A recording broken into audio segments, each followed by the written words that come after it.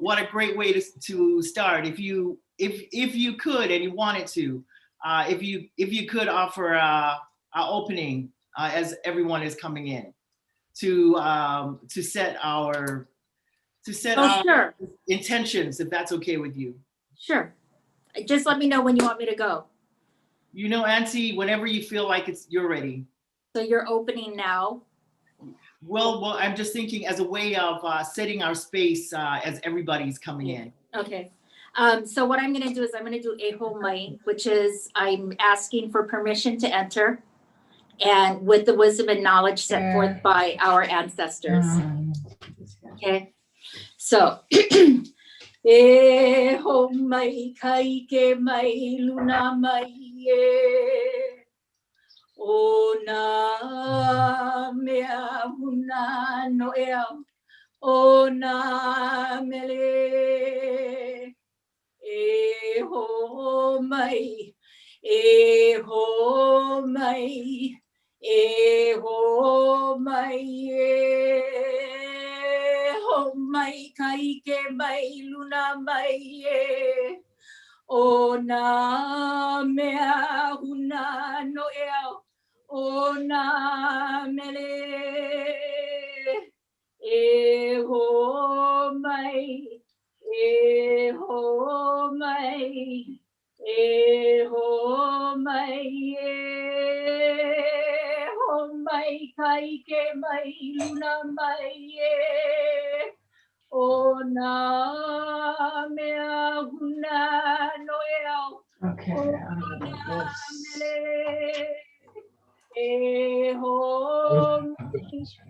Eho mai, eho mai, hola. Okay, I'm here. Okay.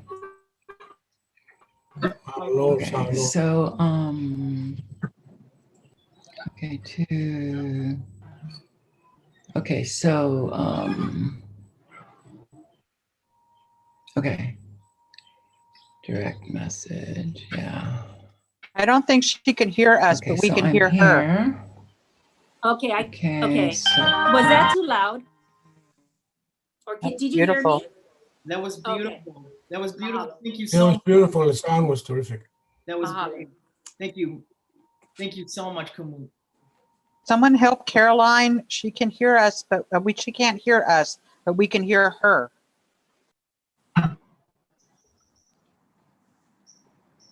Well, you know, as we're waiting again, we also have, thank you so much, Kumu. You are so welcome. Thank you so much. Thank you so much for opening the space in that beautiful way. And we're just we also have our nephew Kelly Rodriguez. Aloha. Aloha. Our ancestors are with us, Fui. Mahalo nui. Mahalo nui loa. wait, am I supposed to be hearing? Our nephew Kelly, is it okay? Wait, I can't hear anything. I have no sound. We'll offer a short little, not too long, Kelly, but just a way of opening up our space. Also, what's beautiful about it is to hear a young warrior like you, if you can. Absolutely. I'll make it quick. This is a Oli Aloha. It's sent for welcoming and greeting everybody into this space. Mahalo everyone for being here. This is Oli Aloha.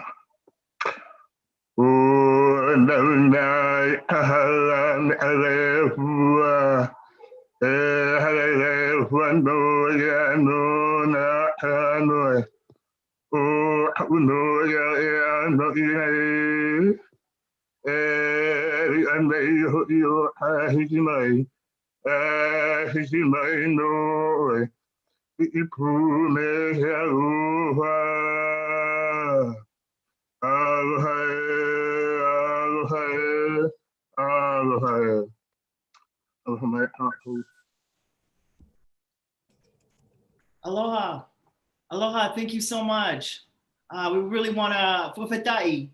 Malo to our Kanaka Maui relatives from the Bay Area, to our nephew, Keone Rodriguez, who's an amazing, amazing young warrior, one of our activists and the young leaders from Stanford here in the Bay Area, working to protect Mauna Kea. Thank you so much for that beautiful offering to honor the ancestors of from Hawaii, from Moana Nui, extending that great love here to our relatives here on this occupied Ohlone land that we're currently on. We also, for those of you who just came in, we want to really, with great humility and gratitude, we want to thank one of the elders, respected kupuna in our Bay Area community, our auntie and kumu, Renee Price, for offering that first chant, E ho mai, to bring us all in a good way. That first and foremost always acknowledges the land that we're on, acknowledges the land that acknowledges the land of our ancestors from Moana Nui, and also the ancestors of this land that we're currently on. The Lishan Ohlone for me from Oakland, California, for many of you who are also coming in, who are zooming in from San Francisco, or where the San Francisco Public Library currently stands. That land is occupied land of the Ramatush Ohlone tribe. So everybody, it's with great humility and gratitude that we thank you for joining us tonight. You know, I know I can say too much. So what I'm gonna do, please forgive me. I'm gonna read from my notes. So we welcome and thank you and your families for joining us tonight for the program, Our Moana Nui, We Are Pacific Islander Studies. Beloved relatives, we express our gratitude and we honor our va, or sacred relationships that bring us here tonight. Firstly, we honor and we thank our indigenous ancestors and the relatives from this occupied and unceded land that we currently are on. What is now known, of course, as the United States, or here as California, or known as California. The land that I'm currently on, as I just said, is in Oakland, which is the original homelands. The original stewards are the Lishan Ohlone. Also, the land that currently hosts the San Francisco Public Library, which are our wonderful relatives who sponsored this program, the San Francisco Public Library lies on Ramatush Ohlone land. Next, we honor our great ancestors from Moana Nui. That's Melanesia, Micronesia, and Polynesia. And with the greatest humility, we also thank our ancestors for bringing us here tonight, relatives. Mau ala Ivao, or the Honorable Albert Wendt. For those of you who are just joining in, relatives, I really wanted to let you know that it was only very recently, it was only on Monday, actually, Monday afternoon, that we were notified that Honorable Albert Wendt was going to join us for the program tonight. And I said this in the previous meeting, but really when we heard this news, we wept.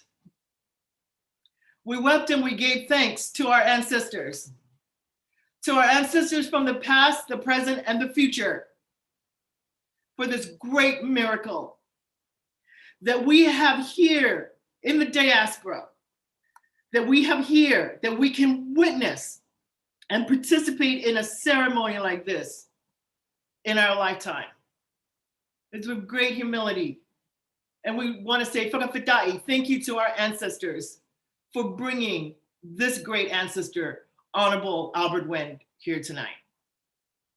We also, with great humility and gratitude, we also want to thank one of our mentors and an important ancestor that's still alive right now, Honorable as well, Professor Sina Vayana for all her help to make this dream come true for all of us here tonight.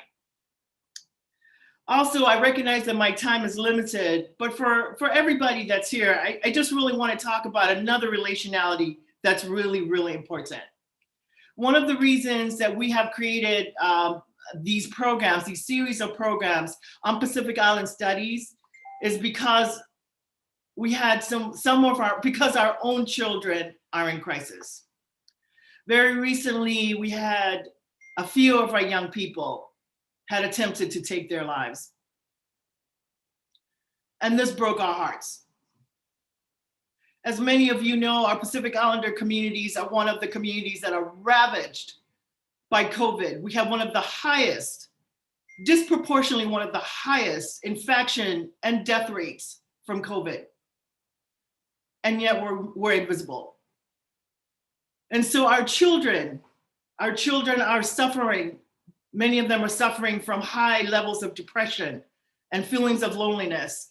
And in our conversations with them, they all talked about, in academia, they felt really alone. They felt so invisible as people from Oceania. They talked about the white supremacy and the heteropatriarchy that was prevalent in all these institutions, including their lives here in California. So relatives, this is why we're here tonight. And this is why we're also using a traditional Pacific Islander cultural practice that's called poetry. And this is why we're bringing the poets up to the forefront, because it has always been the role of poets to be up at the forefront, especially in a time of crisis, especially in a time of war. When our young people are feeling hopelessness, it's a role of poetry to bring light. And so we want to thank you and your families. And we want to say we love you to our young people, our mokopuna, or what our Native relatives call the next 7 generations. We love you. And the last relationality of Va we really want to acknowledge is we want to thank with great humility the Honorable Kim Shuck, our Indigenous relative who is the Poet Laureate of San Francisco.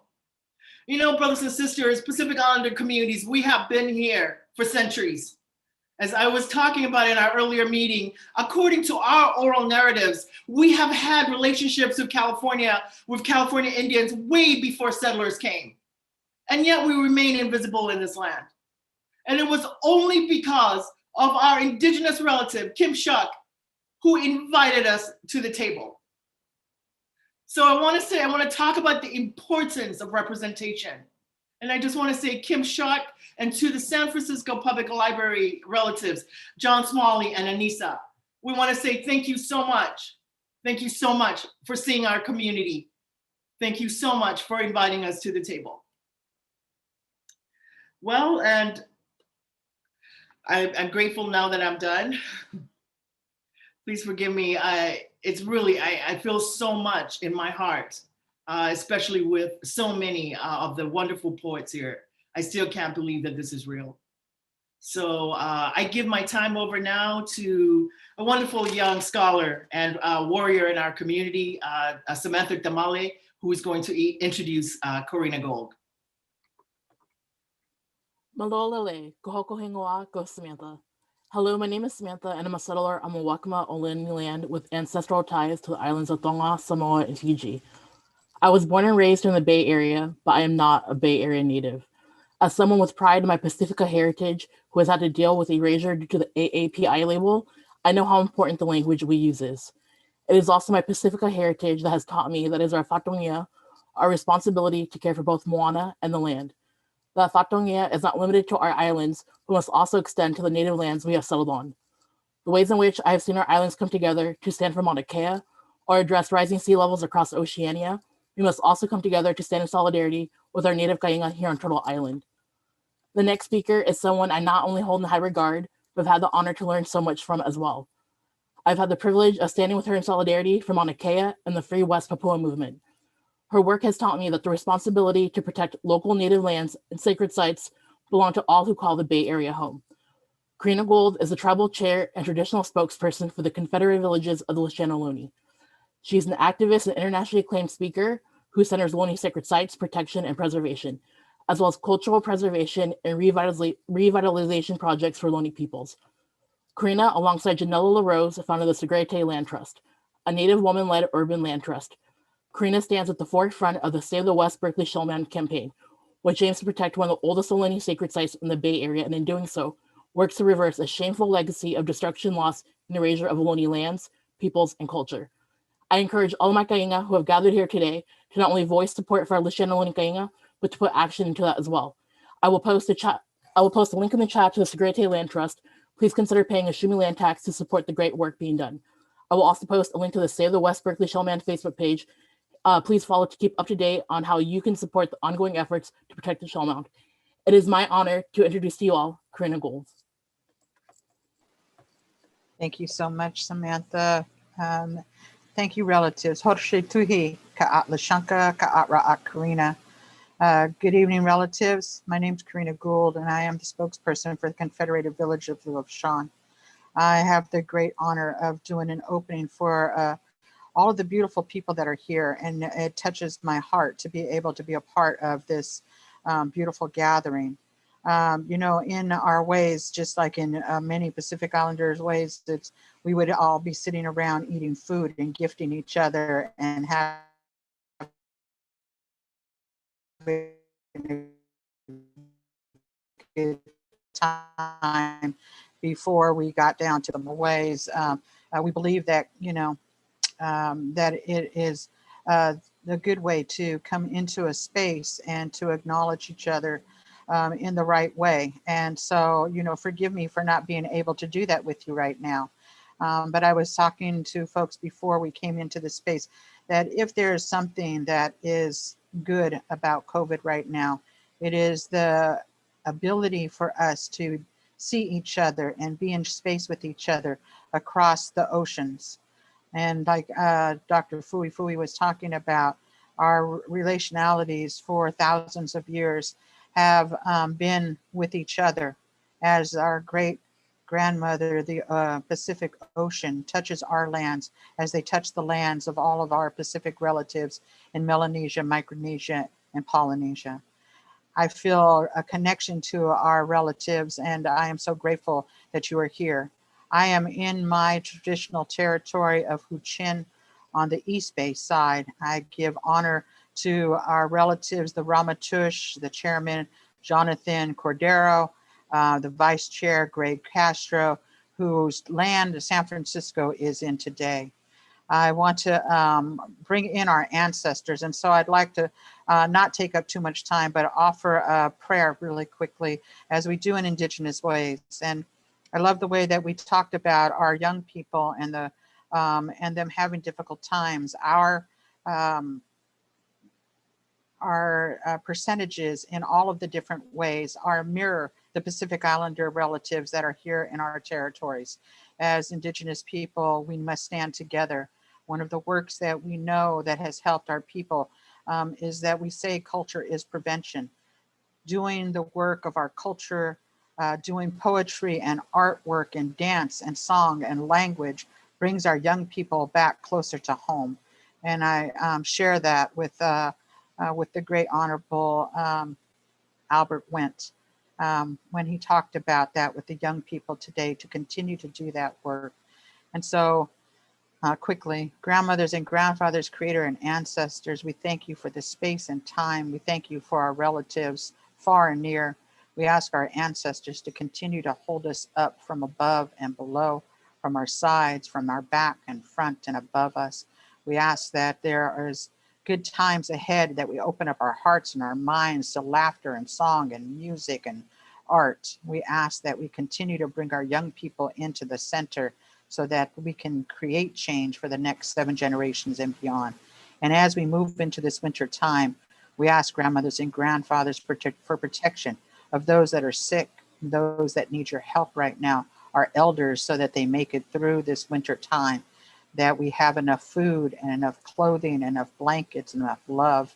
We ask grandmothers and grandfathers for protection of those of our relatives that live without a home.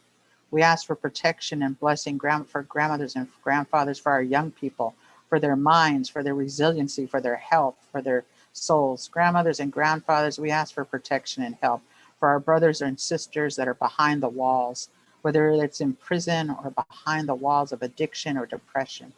We ask grandmothers and grandfathers for the waters, that they continue to flow fresh for the next 7 generations and beyond, that our Mother Earth heals so that we have good foods and medicines for the next 7 generations and beyond, that our airs are clean and those that fly in them have all that they need. We ask grandmothers and grandfathers for special blessings for our connection with the fires, that we can go back into right relation with them. We ask for everything that we need right now to go into our hearts individually, to take care of those needs right now, and to take care of us as we connect at this time, and that we connect in real persons at some time in the future. Oh, oh, oh. Thank you so much. Yo. Malo, malo, whakawhitai, whakawhitai. Thank you so much, Karina. And we want to bring on our Honorable Kim Shuck, who is our Indigenous relative who has invited us to this table. So Kim Shuck was born in San Francisco, California, is a member of the Cherokee Nation of Oklahoma. She received a BA in art and an MFA in textiles from San Francisco State University. Kim Shuck, malo, malo la malie, malo, malo puka puka fonua. Thank you for your great work. Sure. Kim Shuck Dagodo. Welcome on behalf of the San Francisco Public Library. I know that my colleagues that I've worked with a lot here, Anissa and John, are both delighted to be here tonight, as am I. We've been thanked a lot at this point. The reality is that it's a huge honor to be invited to get into some good trouble, you know? I'm here in Ramaytush territory, where I was born, where my mother was born. We've been here a while, but we know we're guests. And I'm grateful to the only people that I know who treat me as a guest, and I try to meet that. It's really important in education for people to both see themselves reflected and to see other people reflected. That is helpful for everybody, not just for our communities, but for everybody. And I remember when I wouldn't see myself reflected in the school curriculum, my people weren't there. And we had to fight to get that to happen. And you don't get there without allies. And I'm happy to be participating in this, to be listening to this. And anything I can do to make people's voices more audible. I lost my daughter 8 years ago for a lot of reasons, but some of them have to do with the way that we're treated generally. That's not how she died, but the community needs everybody. There's something you have that we need to lean on, and you have to be here for the moment when we need to lean on you. So if you need help getting there, you know, I'm easy to get a hold of too, if that means anything at all. I'm happy to talk to people. My daughter was not just Cherokee, but her father is Hawaiian. This is an issue. Your issues are very close to my heart. And I want to offer you this. We stopped writing war poems about the turn of the 20th century because we thought they hadn't worked. Our war poems basically said, let us walk among the grass strands and not be seen by our enemies. Let us stand in the ripples of water and not be seen by our enemies. Well, you know what? They did work, and we weren't visible for a really long time, and I think we need to start writing them differently now. So I'm going to offer this for you. Hear now that we have to be at war. Let us stand in the sacred water, and each one of us shines so brightly that our enemies cannot fail to see us, and that we transform them into community with us. Thank you so much for letting me get into some bad trouble. This is not like me. I'm usually very mischievous, but this is deadly serious right now. And I'm here whenever any of you need me. Thank you so much. Wado. Whakawhitai, whakawhitai. Thank you so much. Thank you so much, Honorable Poet Laureate Kim Shuck. And so we also coming up is also our niece, our Native American niece, Samara. Please forgive me if I stumble. I feel like my heart could erupt, so just bear with me. Kui Kwasin, may you be in the light. My name is Samara Julia Jackson Toby, and I am a 7th fire Ogichidakwe. My ancestors call me Ancient Moonbeam. Named for my restorative gravity, I sift the crops of my ancestors for seeds of eternity. I am First Nations Mashwi Wampanoag. I am from the people of the first light, and I stand in the mouth of the great river. On behalf of myself and every Indigenous woman found in the possibility of words, I am humbled to introduce Professor Sina Vayana Gabbard, a Samoan scholar, poet, activist, and environmentalist. For the duration of Professor's introduction, I will be using her honorifics, Sina Vayana, bearing in mind this name carries her honor, lineage, wisdom, prosperity, and alchemy. Sina Vayana is the foremother of Pacific Island literature. She is the gracious seed of resilience within all of us. In the early 1990s, Sina Vayana founded the first environmental NGO, Ole Vau Matua, in America Samoa, and helped procure the first environmental NGO in the independent state of Samoa, Ole Siusiomanga. In 1996, Sina Vayana directed an international project focused on environmental justice called Building Sustainable Community Through Communication Arts, funded by the Rockefeller Foundation as a team residency at the Bellagio Study and Conference Center in Northern Italy. Sina Vayana's excellence and literary creations have been featured in national and international journals of scholarship, creative writing, and documentary films. In 2020, Sina Vayana was named Woman of the Century. Sina Vayana is the embodiment of opportunity for Samoans of the diaspora. On behalf of the committee, our families, and our ancestors, we are so honored to present Sina Vayana.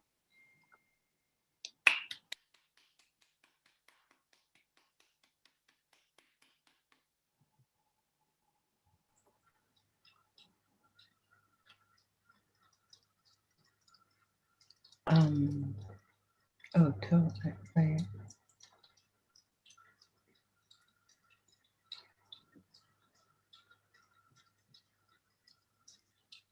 You look great. We see you and hear you. Oh, okay. Is it my turn yet? Sorry. Okay. So talofa lava, oto, ya oto, alofa kako, aloha kako, and hafa adai.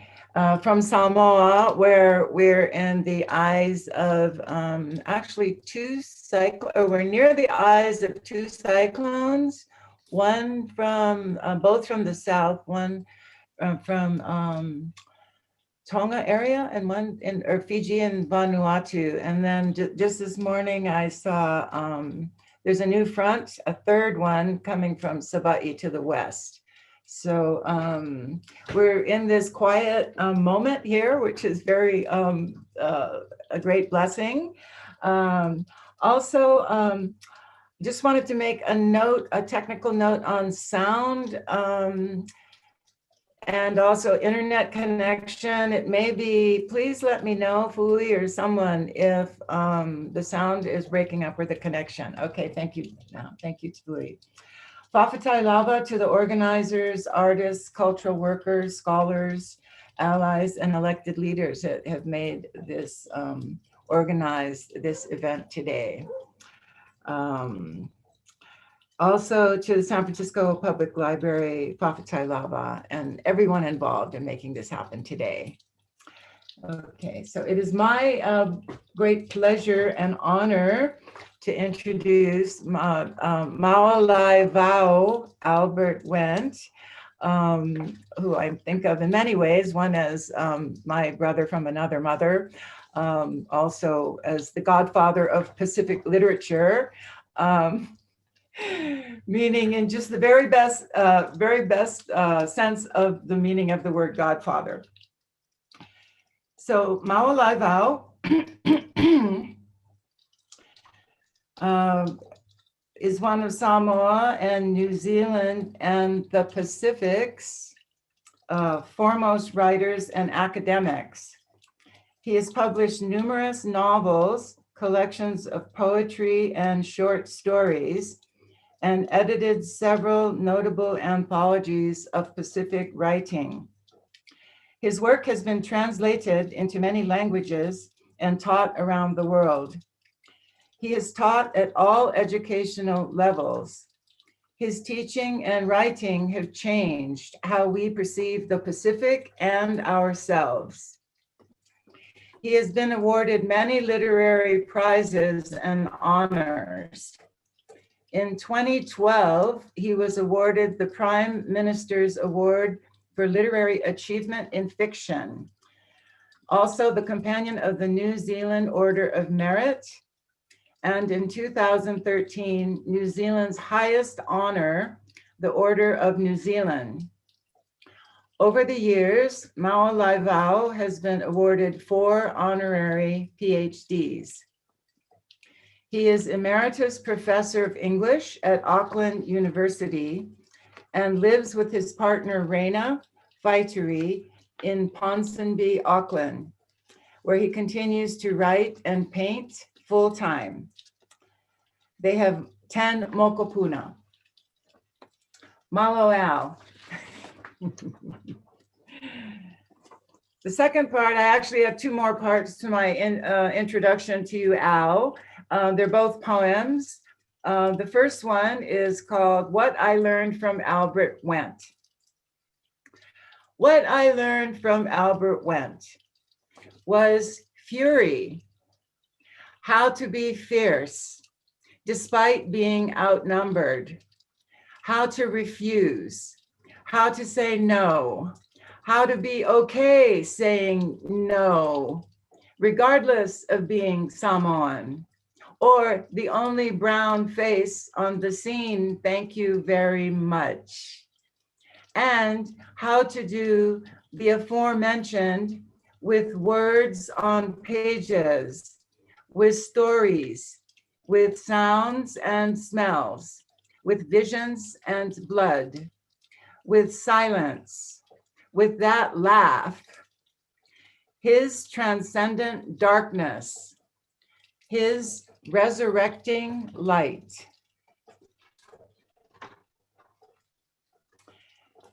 And by way of conclusion to my introducing Al, this is my long delayed birthday poem, Al. I just finally finished for the occasion, a year later.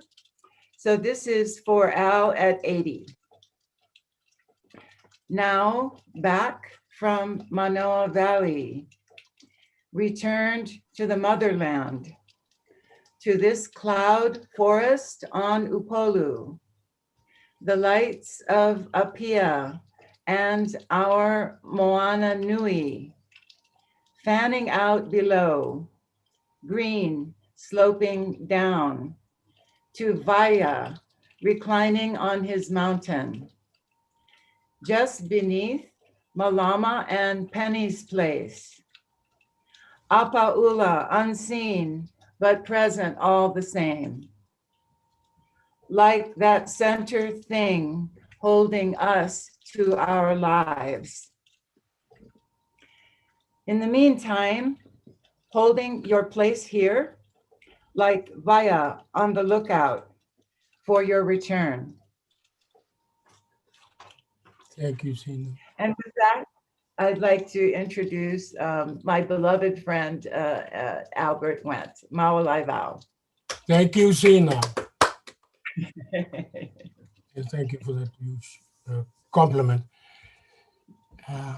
I feel really honored today having this session, and so many people who are, some I don't know very well, but who I will learn to love. So I don't want to get emotional because I normally do.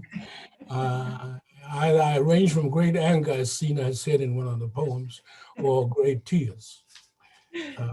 I'll try and read some poems. I'll read 2 of the earliest poems I ever published. I will read 2 from the middle period and then 2 recent poems. It might be too long, but I'll try, okay? Is that okay with everybody? Yeah, let's go. Yeah. Malo. Yeah. Malo, Al. Malo, Reina. Okay. Bye. This is one of the first poems I ever published, and it's from my first collection, Inside is the Dead. It's called I, God Up Here. God up here. The land it here, the sea it over there, the sky it way up there, and man he claim he everywhere. But I, God up here, know better. I know the land it will be here, the sea it will be there, the sky it will be up there. But man, he rise, he shine, then he fall to rise no more. So sing now of land, of sea, of sky. Sing now of me up here. But for man, just weep for him, cause there no other thing he do but earn his sunset death. Okay, the second poem, I have to find it. One of the places I love most of all are lava fields, and the lava fields of Savai'i I love very much. I also love some of the lava fields in Hawaii when we lived there for 4 years. This one is called Lava Field and Road, Savai'i. The naked road dips and dances, slips, stumbles, and crawls on bleeding knees across impartial lava, under a sky stripped of the voice of birds and feathered wings beating to cool the sun. No trees where shadows may nest, no artful gods there live here, but lizards rustling through healed scars in the face of the black land, hard as the noon sun's blade, the mask of Hiroshima twisting from mountain ridge to sea. This lava for 1,000 years will not crumble to wind-blown dust. This was the world's beginning, the fire gods lacerating their bodies with shell knives, the blood breaking from mountains' wounds congealed black and cold, then the silence of the closed sepulchre door that opened to the miracle of resurrection when lava decayed and green fingers broke to the sun. This too is the world's end, the fatal silence after the flash, when the blood coagulates to black stone and man is an imprint on the road that slips, stumbles, and crawls from stone to stone to stone into the husk of the wind.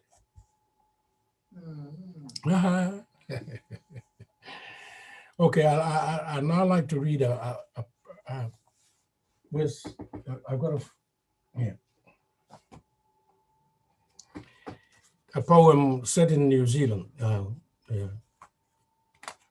Just let me find it, page 88. I'm sorry it's taking.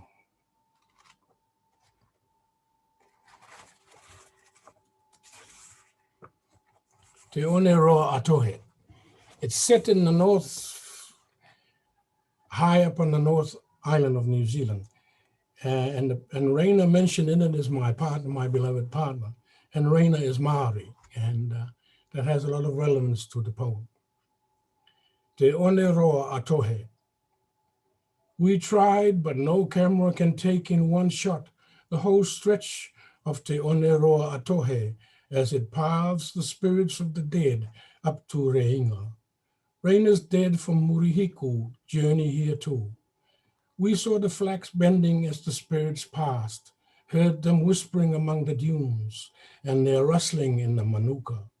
Later, we stood in front of the lighthouse and photographed the sacred Pahutukawa down on the precarious eastern face of the headland.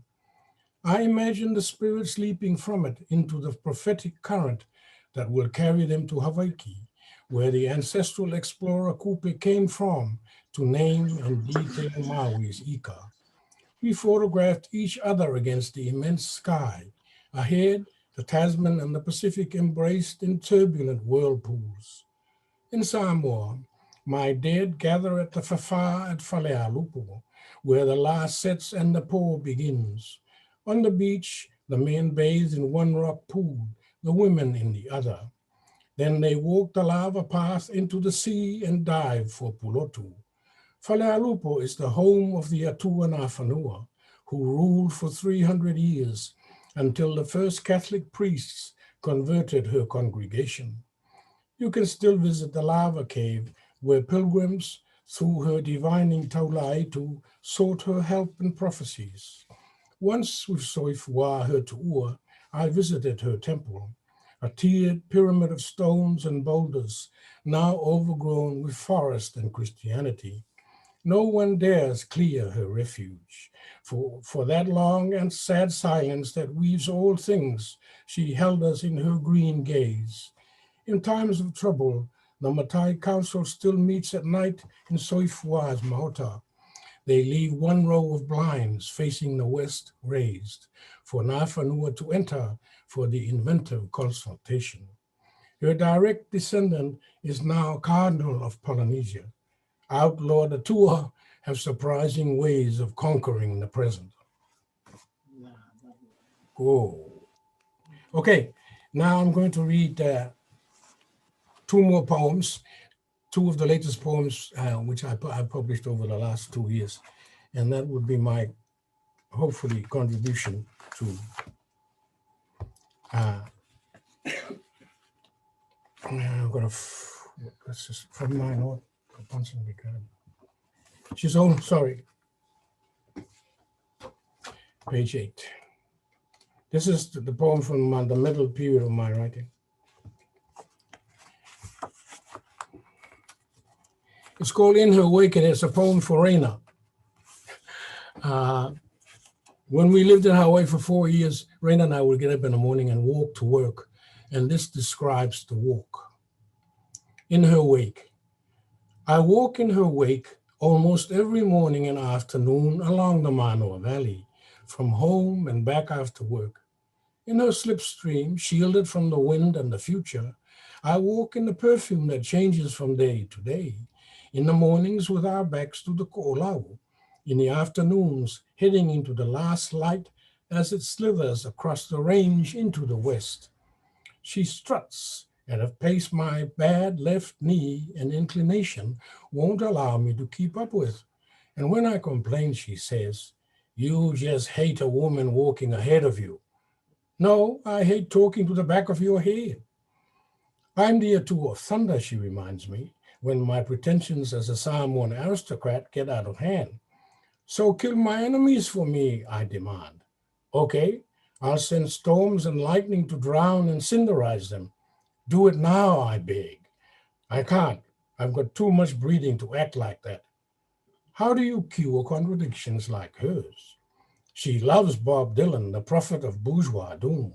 And this morning I swam in her lyrics as she sang, "Sweet Melinda, the peasants call her the goddess of gloom. She speaks good English and she invites you up into her room. She takes her voice and leaves you howling at the moon." Yes, for over a year, I've cruised in her perfumed wake, protected from threats. She'll take the first shot or hit in an ambush.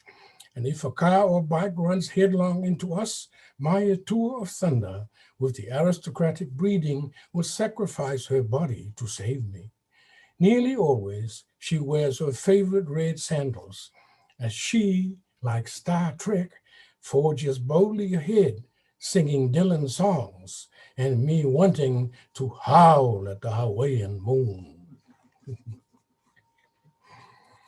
Okay, I now want to finish with a fairly recent poem. It's called And So It Is.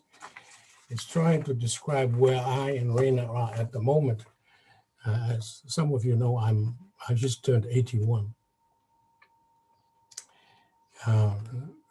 That's not old age, is it? The poem is called And So It Is. One of our favorite places is our back garden, which Reina's garden. And so it is, we want so many things and much. What is real and not? What is the plan? Our garden is an endless performance of light and shadow, quick bird and insect palaver. The decisive wisdom of cut basil informs everything, teaches even the black rocks of the back fence to breathe. Blessed are the flowers, herbs, and vegetables Raina has planted in their healing loveliness. The hibiscus blooms want a language to describe their color. I say the red of fresh blood or birth. A lone monarch butterfly flits from flower to flower. How temporary it all is, how fleeting the attention. The boundary palm with the gigantic afro is a fecund nest for the squabble of birds that wake us in the mornings. In 2 weeks of succulent rain and heat, our lawn is a wild scramble of green that wants no limits. Into the breathless blue sky, the pohutukawa in the corner of our backyard, stretches and stretches. Invisible in its foliage, a warbler weaves a delicate song. I want to capture and remember, like I try to hold all the people I've loved or love as they disappear into the space before memory. Yesterday, I pulled up the compost lid to a buffet of delicious decay and fat worms feasting. Soil, earth is our return, our last need and answer beyond addictive reason, fear, and desire. Despite all else, the day will fulfill its cycle of light and dark, and I'll continue to want much and take my chances. Thank you very much. Thank you, Sina, and thank you for everyone for listening. I hope I've contributed something meaningful to the session today. Love you all.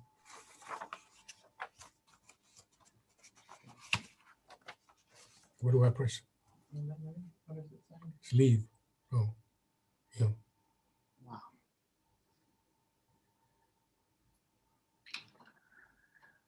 With great gratitude, Mawala Ivao, Honorable Albert Wendt. Well, to have lived to a day in my own lifetime, as well as with the young scholars and the young warriors who are here tonight, who helped to organize this program. Thank you very much, Fuifuilupe. With great humility. Yeah, thank you. And we also have our, one of our mentors, one of our important foremothers of Pacific Island Studies and also Pacific Islander literature, Dr. Carolyn Sina Vayana Gabbard. We want to also thank you to our auntie, Carolyn Sina Vayana Gabbard. Thank you so much. Thank you for making these dreams come true. Thank you so much. Thank you for your great love for our people.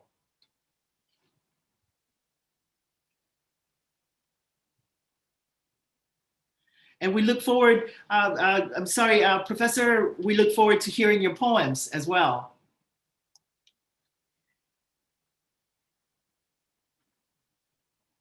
Please forgive me, everybody. Please forgive me. Just listening to the Honorable Albert Wendt there, I forgot our schedule for a minute. For me, we're going on our Oceania time. We should have some kava, Honorable Albert Wendt. Please forgive us. We should have a few pigs, some octopus and some fish, taro, galore. We will give you the finest that we have. So one of the finest that we have is a young scholar. We'll have her come up.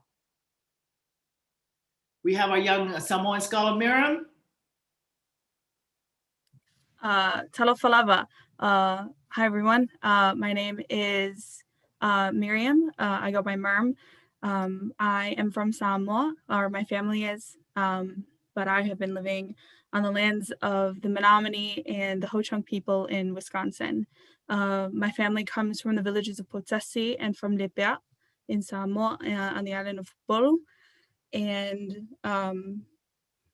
I was recently named one of the top collegiate scholars in the US.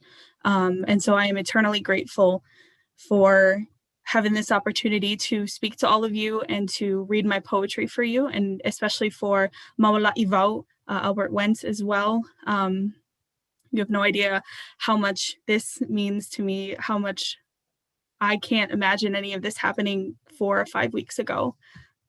So This poem was tentatively titled just Albert Wendt, but it is now titled Sa O'u Le Loa, or I Was Lost. So, thank you. History and titles passed down generation after generation, leaving the Samoan tongue with laughter, fear, hope, and alofa, with mana. Mawala Ivao Albert Wendt, a name unfamiliar and difficult to say with a balangi tongue such as mine.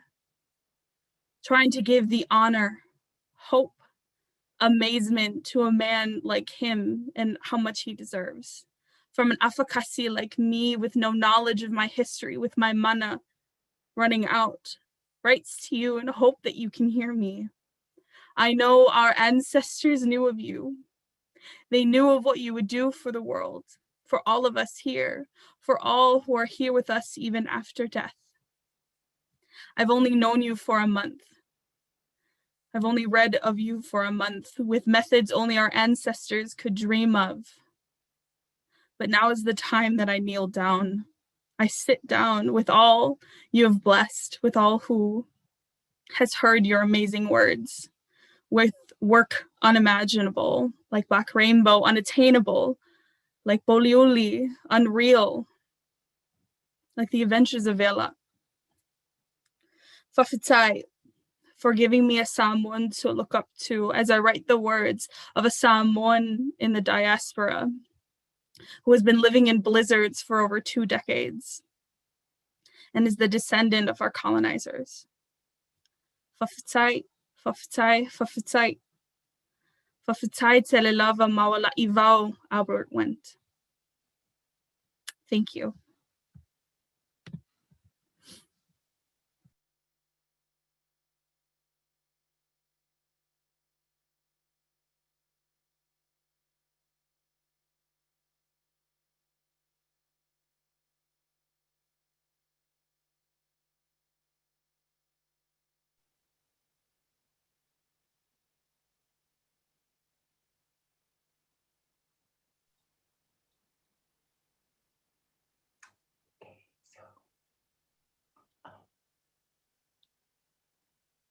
So, I'm not hearing. Oh, okay. Should I go? Should I go, Fui? Oh, okay. Okay. Let's see. I'm just gonna try to. Oh, okay, good. Oh, okay. That was so beautiful. Thank you both. I've just been moved to tears just over and over again. Okay. So a couple of, I wanted to start with a very few lines and then a poem for my parents. So just by way of introduction, I'll introduce myself as their flying fish daughter. Mother was an air current and father an ocean wave. They took turns breathing each other in and out, in and out. Sometimes she got more watery like him, and sometimes he got more airy like her. They shifted back and forth into each other, in some way like music.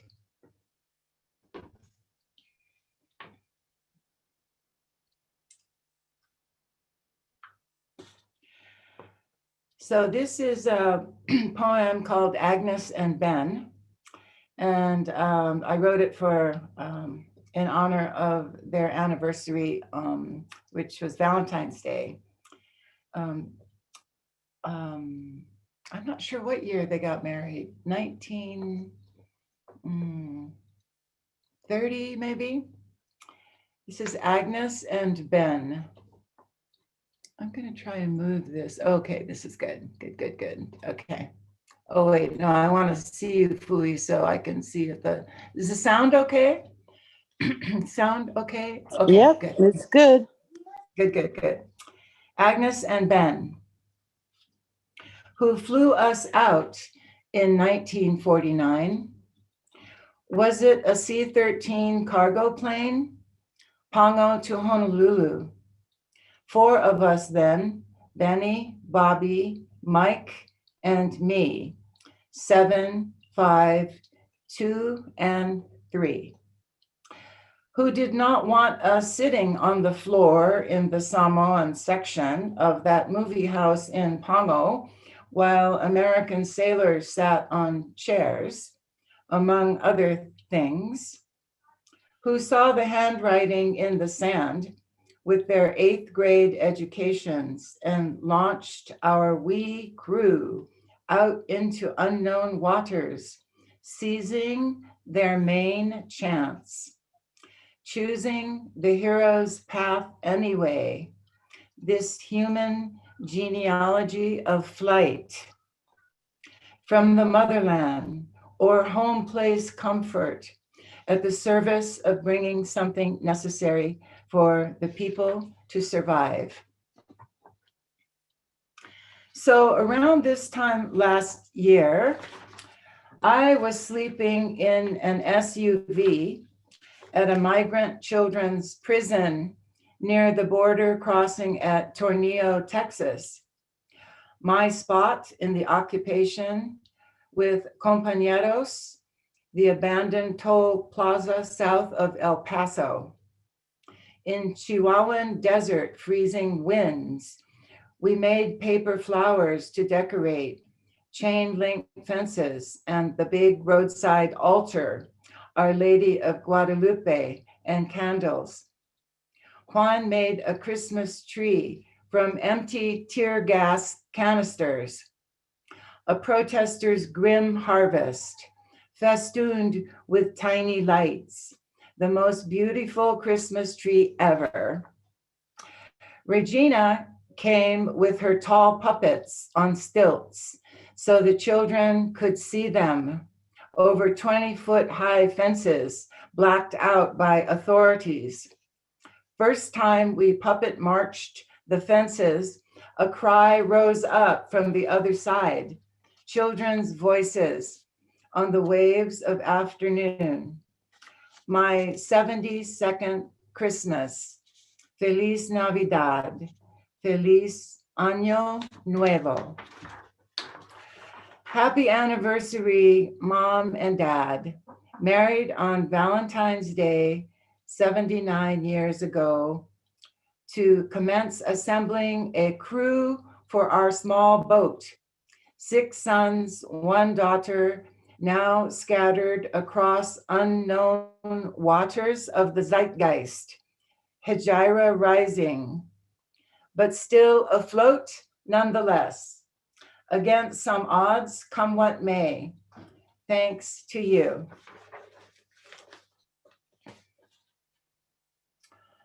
This next poem is called Low Tide, and it's dedicated to the Kali Yuga. Okay.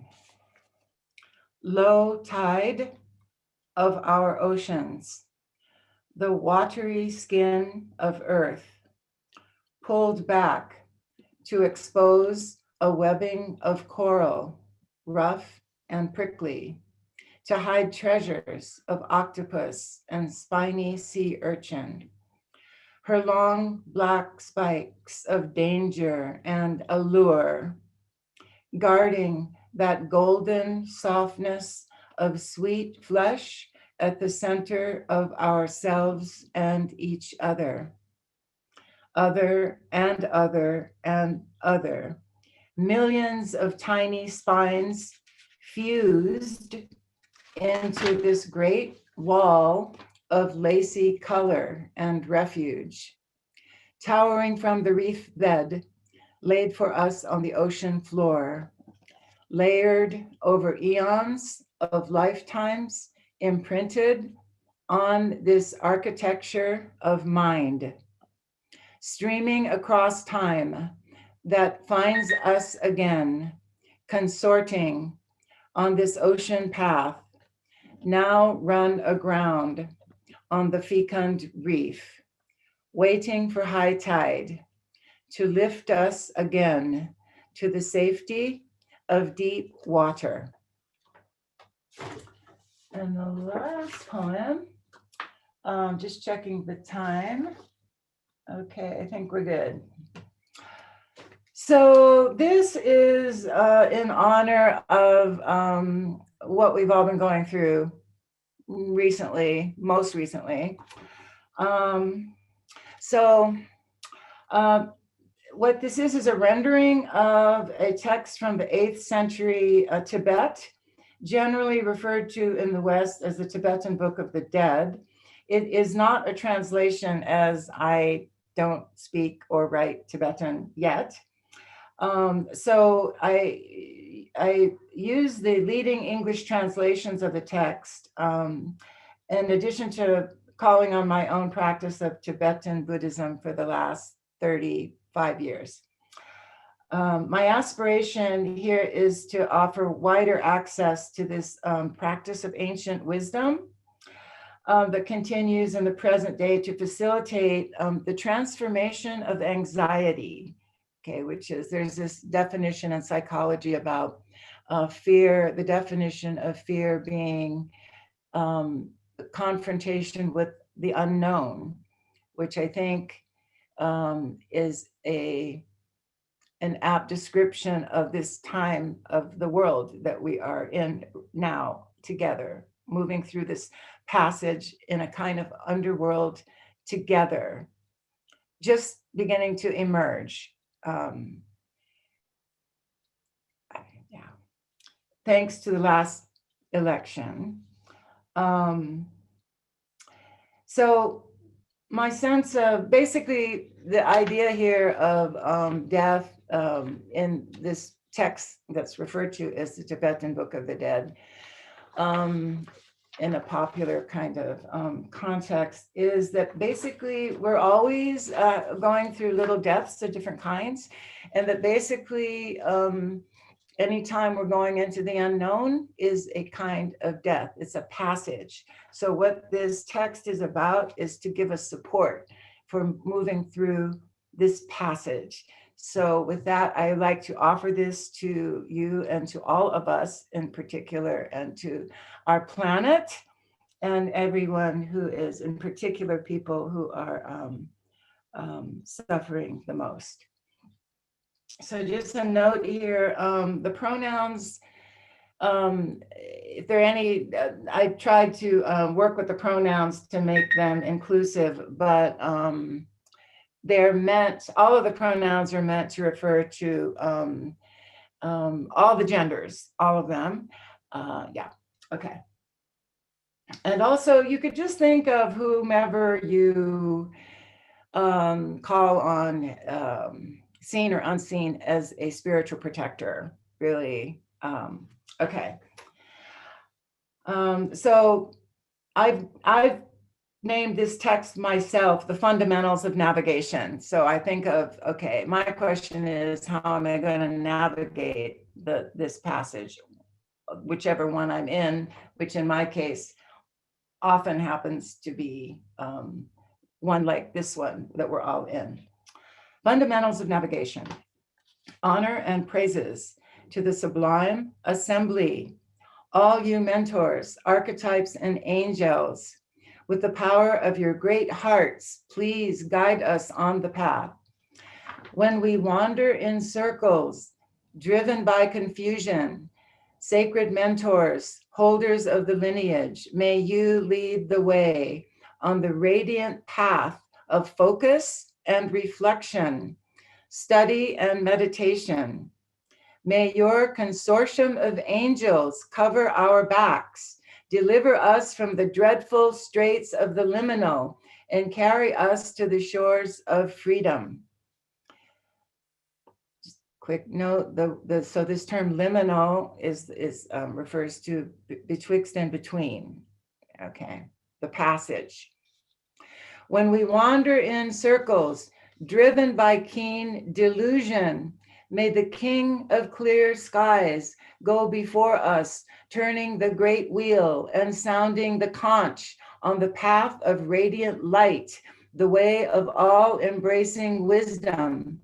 May his great-hearted consort, queen of adamantine space, their noble union on the lion throne, a shimmering light, the first to float upon the world.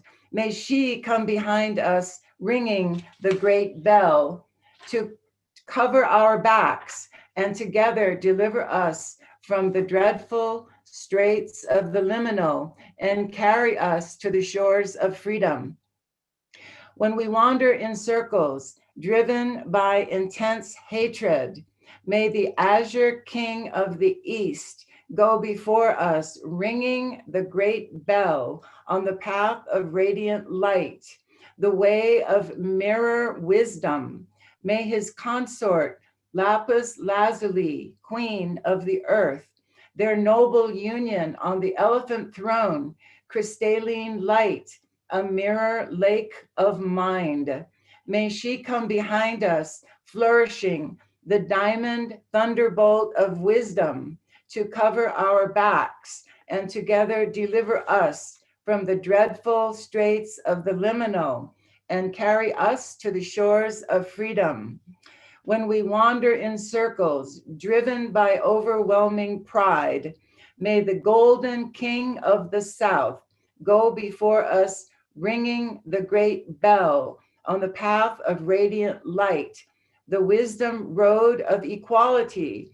May his sublime consort, queen of the ocean, their noble union on the equine throne, a jeweled light, exuberance of generosity and dignity. May she come behind us, bearing the great gem, its gleaming harvest from the fecund earth, to cover our backs and together deliver us from the dreadful straits of the liminal and carry us to the shores of freedom. When we wander in circles, driven by unabated desire, may the crimson king of the west go before us, declaring from his lotus seat on the path of radiant light, the way of discerning wisdom. May his blazing consort, the queen of fire, their noble union on the peacock throne, a vernal light, blossoming of graciousness and heart. May she come behind us, ringing the great bell to cover our backs and together deliver us from the dreadful straits of the liminal and carry us to the shores of freedom. When we wander in circles, driven by consuming envy, may the turquoise king of the north go before us, ringing the great bell on the path of radiant light, the way of all accomplishing wisdom. May his intrepid consort, jade, queen of the wind, the swift one without fear, who answers the cries of the world, in union with her noble consort, on the back of a great bird, playing cymbals for the sublime pair, a light on the winds of summer, their emerald blaze, the flowering of skillful means.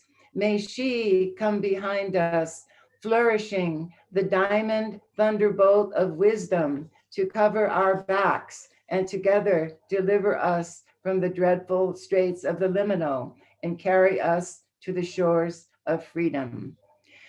When we wander in circles, driven by the five poisons, may the Lord victors of the five clans go before us, declaring on the path of radiant light, the way of consummate wisdom.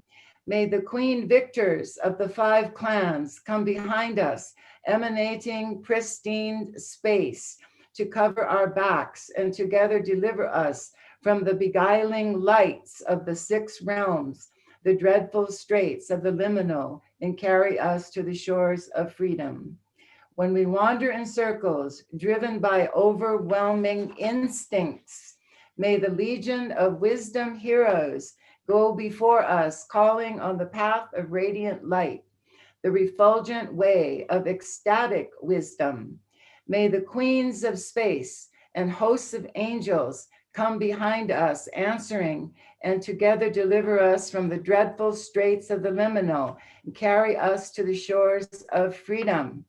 When we wander in circles, driven by fierce hallucinations, may the blessed ones, peaceful and wrathful, go before us, deflecting on the path of radiant light that conquers the phantoms of hate and fear. May the queens of space and hosts of angels come behind us, circling to cover our backs and together deliver us from the dreadful straits of the liminal and carry us to the shores of freedom. May the elements of space not rise up against us. May we see them as the field of the sapphire victor. May the elements of water not rise up against us. May we see them as the field of the diamond victor. May the elements of earth not rise up against us. May we see them as the field of the golden victor. May the elements of fire not rise up against us. May we see them as the field of the ruby victor.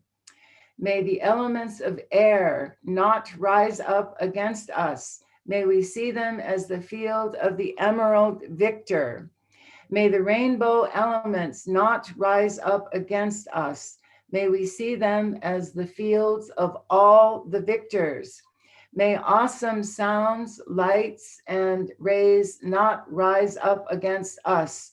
May we see them as the myriad fields of the mild and fierce ones. May we come to know all sounds as our own sounds. May we come to know all lights as our own lights. May we come to know all rays as our own rays. May we come to know the reality of the liminal as our own reality. May we arrive at the fields of the awakened ones. Thank you. Thanks, everyone. Love you so much. Thank you. So much love and respect for you, Professor Sina Vayana Gabbard. Thank you so much. Again, thank you so much again for your great work. We're here because of you, beloved ancestors. Thank you. Mahalo. And we also have two warriors from Guahan who, again, I just also want to thank for their great work to make this program possible.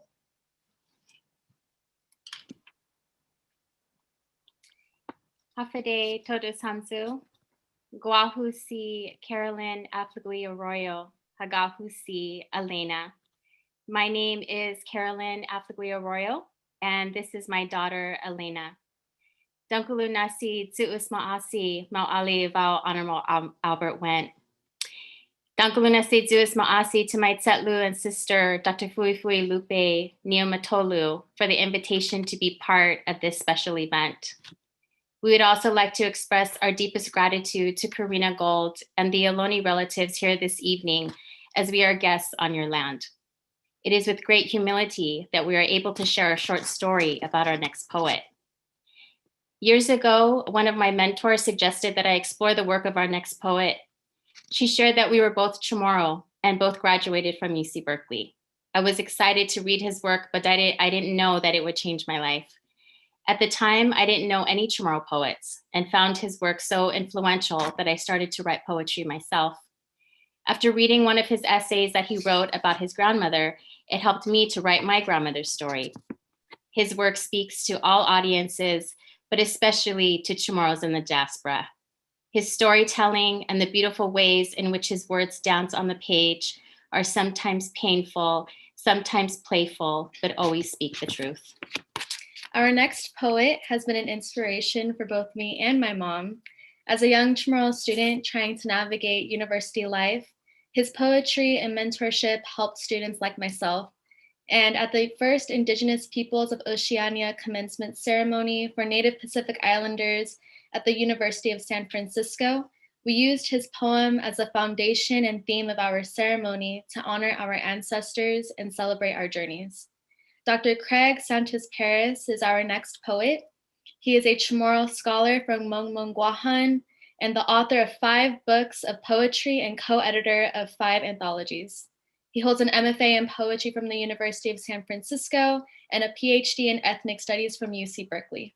He is a professor in the English department, an affiliate faculty in the Center for Pacific Island Studies, and the Indigenous Politics program at the University of Hawaii Manoa.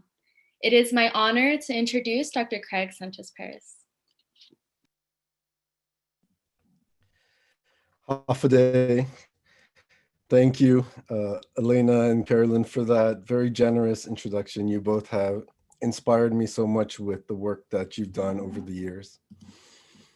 Thank you so much, Fui, my cousin, my sister, for organizing this event today and for everyone else involved. I'm so honored to be here with this amazing intergenerational collection of writers and artists. Thank you so much to Karina and Kim for welcoming us here. I used to live in the Bay Area, but I now live in Hawaii. So I also want to acknowledge Native Hawaiian people as well as Native peoples of Turtle Island. Thank you, Al, for joining us today and for sharing your poems. It's been many, many years since Brandy and I were visiting you and Raina, and we miss you both very much. And Brandy sends her aloha. And it was so wonderful to hear your poems that I'm very thankful to have this opportunity to honor you with my poems. You are the reason why I became a writer and an editor. So thank you so much for that. I'm going to read 2 poems. The first was actually inspired by Al's book, Sons for the Return Home, a major theme in which is migration. And that's a theme and an experience that many of us can relate to as well. It's titled Off-Island Chamorros.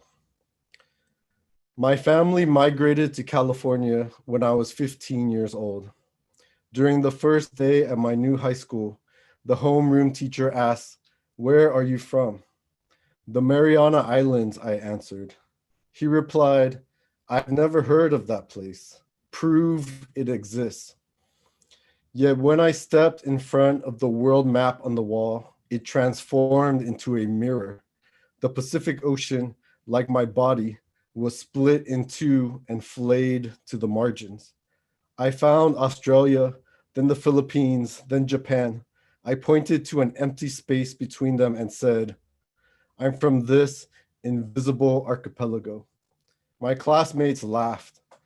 And even though I descend from oceanic navigators, I felt lost, shipwrecked on the coast of a strange continent. "Are you a citizen?" he probed.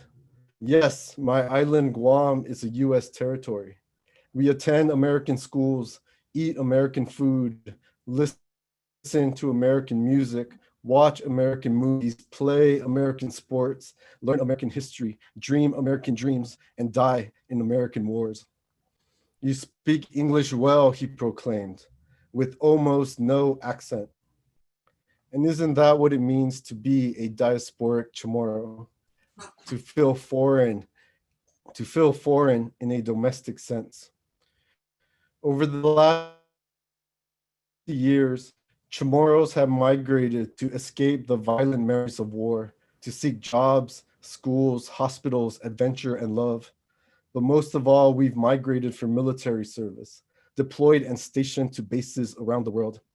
According to the census, 44,000 Chamorros live in California, 15,000 in Washington, 10,000 in Texas, 7,000 in Hawaii, and 70,000 more in every other state, even Puerto Rico. We are the most geographically dispersed Pacific Islander population within the US, and off-island Chamorros now outnumber our on-island kin, with generations having been born away from our ancestral homelands, including my daughters. Some of us will be able to return home for holidays, weddings, and funerals. Others won't be able to afford the expensive plane ticket back to the Western Pacific.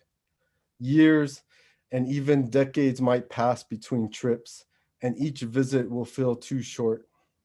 We'll lose contact with family and friends, and the islands will continue to change until they become unfamiliar to us. And isn't that too what it means to be a diasporic Chamorro, to feel foreign in your own homeland? Even after 25 years away, there are still times I feel adrift, without itinerary or destination, when I wonder, what if my family stayed? What if we return?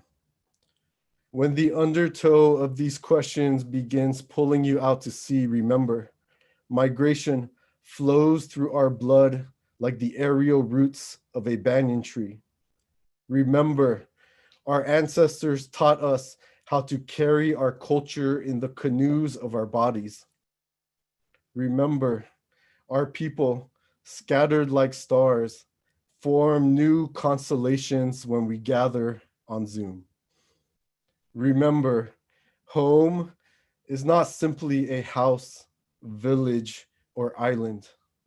Home is an art of belonging.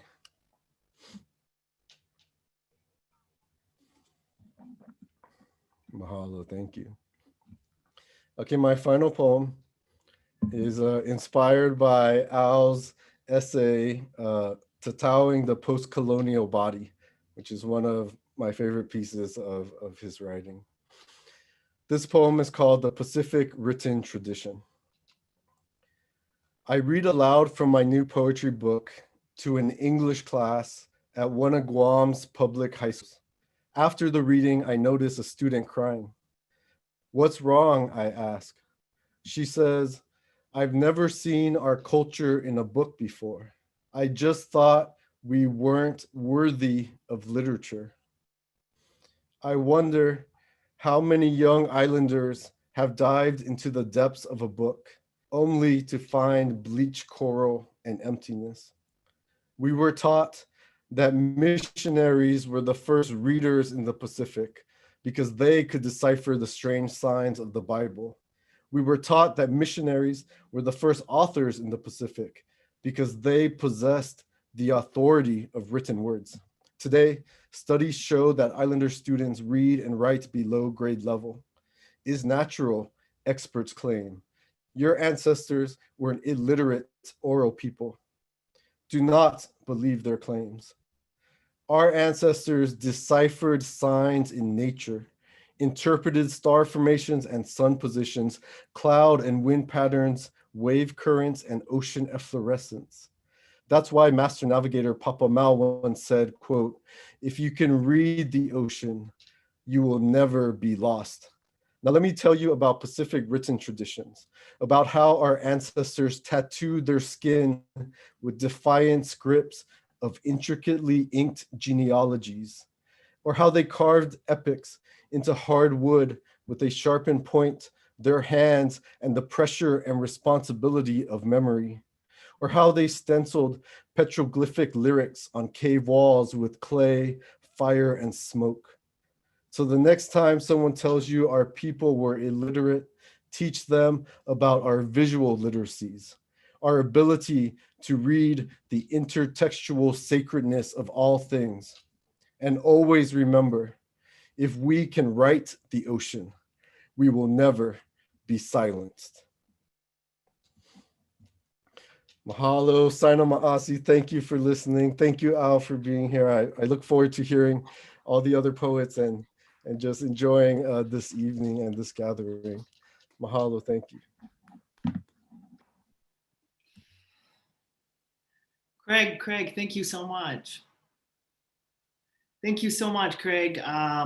Thank you for your great work in creating a legacy of Pacific Island studies for our next 7 generations. Thank you so much also for those important words, that Pacific Islander literature, that poetry. These are all parts of our Pacific Islander cultural traditions, our cultural practices, and also our cultural values. So thank you so much. And then we have one of our Samoan, our Pacific Islander young leaders who's also up to introduce our warrior. Yes, thank you, Fui. Talofa lava, my name is Ton Vai. I am Samoan and Tokelauan. My parents come from the villages of Ofu and Fitiuta of the Manua Islands in Samoa. I currently reside on Ramatush Ohlone land in the San Francisco Bay Area peninsula of California. And today I am rocking a Polynesian Panther shirt in honor of our next poet. And you know, when I'm out in the world and I'm rocking this shirt, because I do wear this shirt a lot, I'm always so excited to tell people that the Black Panther Party inspired a movement that traveled the ocean and led to the formation of the Polynesian Panther Party. And at that time, it was a group of young ocean radicals that dared to imagine more, to demand more. And one of those comrades was a 17-year-old poet named Tangi Loudness. How amazing is that? It makes me feel so proud, so connected. And it's so important for our young people, our young ocean people, to know the history of our resistance movements, to inspire and encourage us to keep going. So we thank you, Brother Tangi Lau, for your leadership in our ocean community, for putting your body on the front line, for protecting Indigenous land, for showing us what solidarity with our Black relatives looks like, for making music, cultivating your creativity, and continuing to serve the people. Y'all, please show your love for our next poet, Tangi Loudness.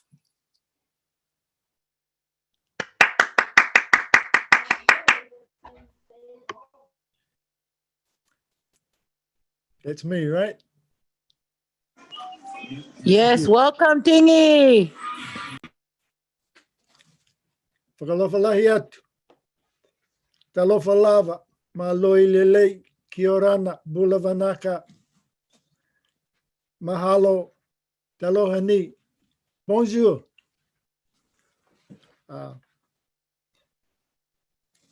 Thank you to all who put this Zoom worldwide international connection together.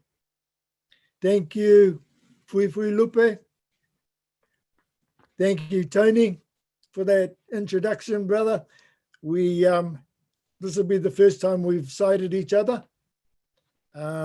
Really honored to be part of this Talanoa Talk Fest poetry sharing. And also, Talofa lava, Moa levao, Honorable Albert Wendt. It is an honor and a privilege to be part of this whole gathering. Yes, I joined the Polynesian Panthers when I was 17 years old. The Polynesian Panthers 50th anniversary is next year. So our work isn't finished yet. But in the words of Huey P. Newton, things have to be done in a new way. So this gathering, this talk fest, this sharing of ideas and spirituality is a new thing, is a new way of communicating. Thank you, Renee Price, for the blessing at the start here. Kia ora. To some of my old comrades that I see on this, Ngahuia, kia ora, sis. We've done a lot of campaigning, and you know there's still a lot more to go. But I feel heartened that I see young ones coming through, strong, committed, and creative, because knowledge is power. And rest assured that if that power is not used to create, it will destroy. So we're about creating.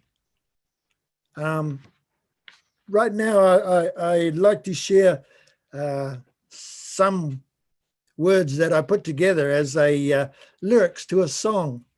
I was inspired by Honorable Albert Wendt many years ago at a Pacific conference in Auckland here that was held at the town hall. And Albert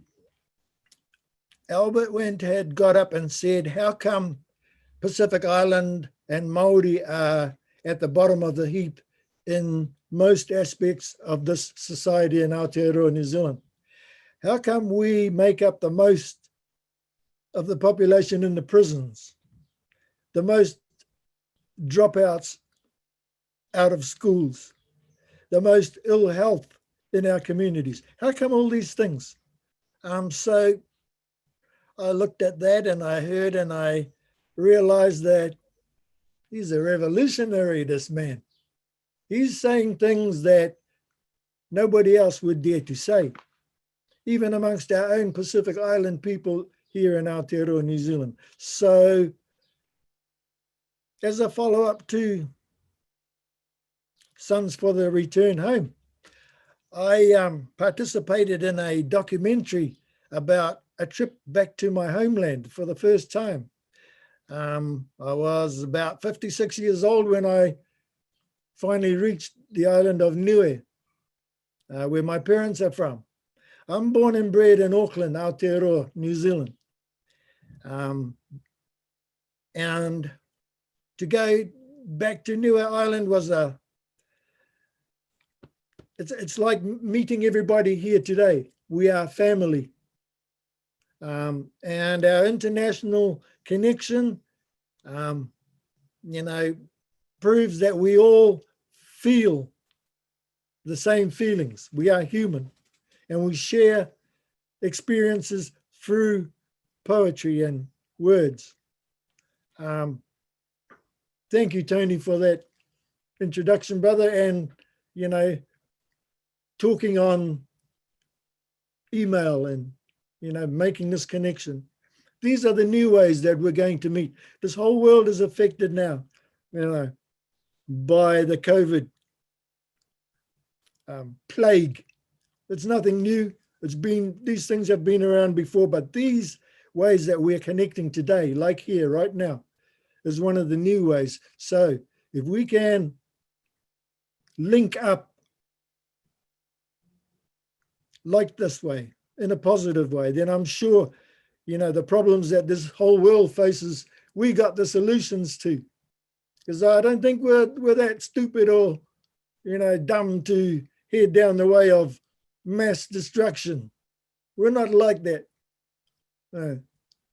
So I'll just cut to the chase. And I wrote the lyrics to this song, and to me it's poetry in music.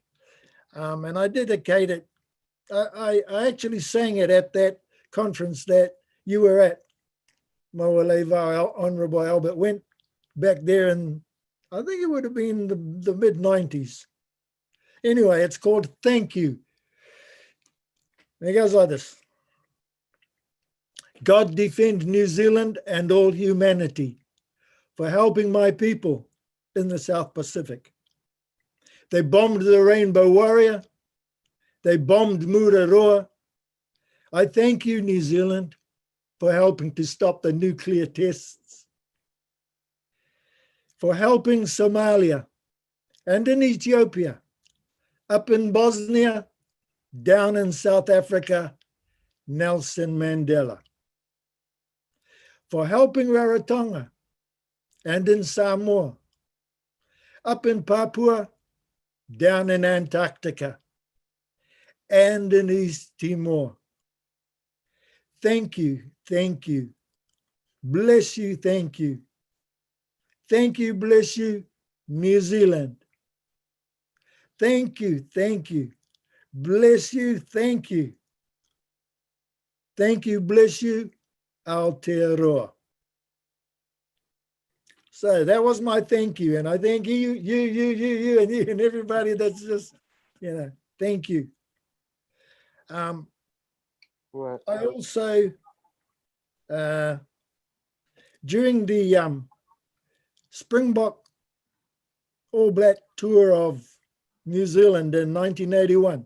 I participated in that as a marshal for one of the protest groups representing the Polynesian Panthers, and for that particular protest I ended up in prison.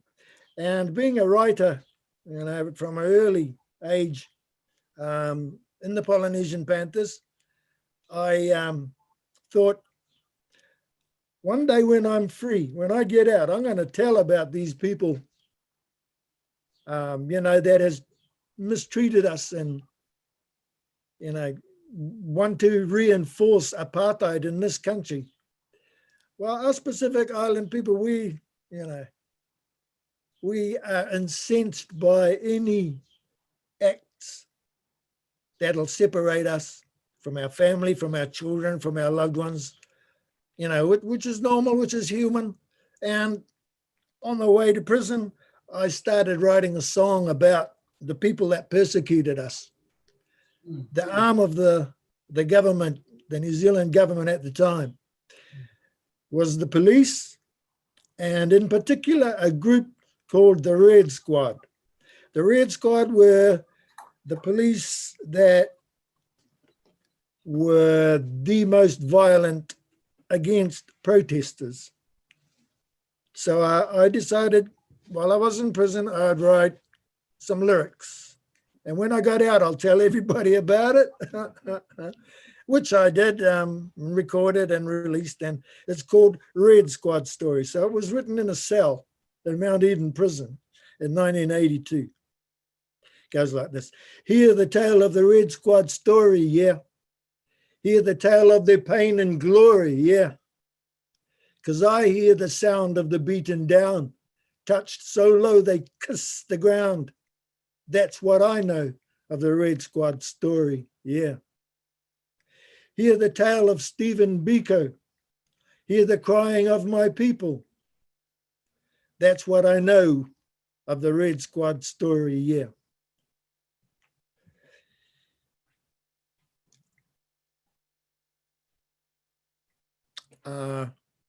Hear the tale of the Red Squad story, yeah. Hear the tale of their pain and glory, yeah. Because I heard the sound of the beaten down, touched so low that they kissed the ground. A brother said, turn. Face the Red Squad story, yeah. So the buck stopped here for the Red Squad story, yeah. So short as it is, I recorded that, and I'm not going to sing it to you because, but that was called Red Squad Story. And so I just want to finish off here with one of my latest lyrics, poetry. It was released before COVID this year, and it's out on Spotify, etc., etc. And it's called Grow Little Children.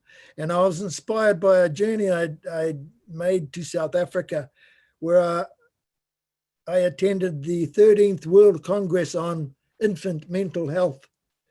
And it's known that adults have always been catered for as far as mental health, but nobody had considered that children, even babies, have mental health issues. So especially babies. This one is called Grow Little Children, and it goes like this. Grow little children, know no sorrow, for we here to keep safe you. Grow little children, for tomorrow you will keep safe children too. Grow little children, love your mothers, they're the ones who carried you. Love them like you love no other, you will carry children too. Grow little children, love your fathers, they're the ones who cared for you. Love them like you love no other, you will father children too. So grow little children, you're the future. This whole world depends on you. What you love and what you value lives for future children too. Grow little children, grow. Otelo, thank you very much.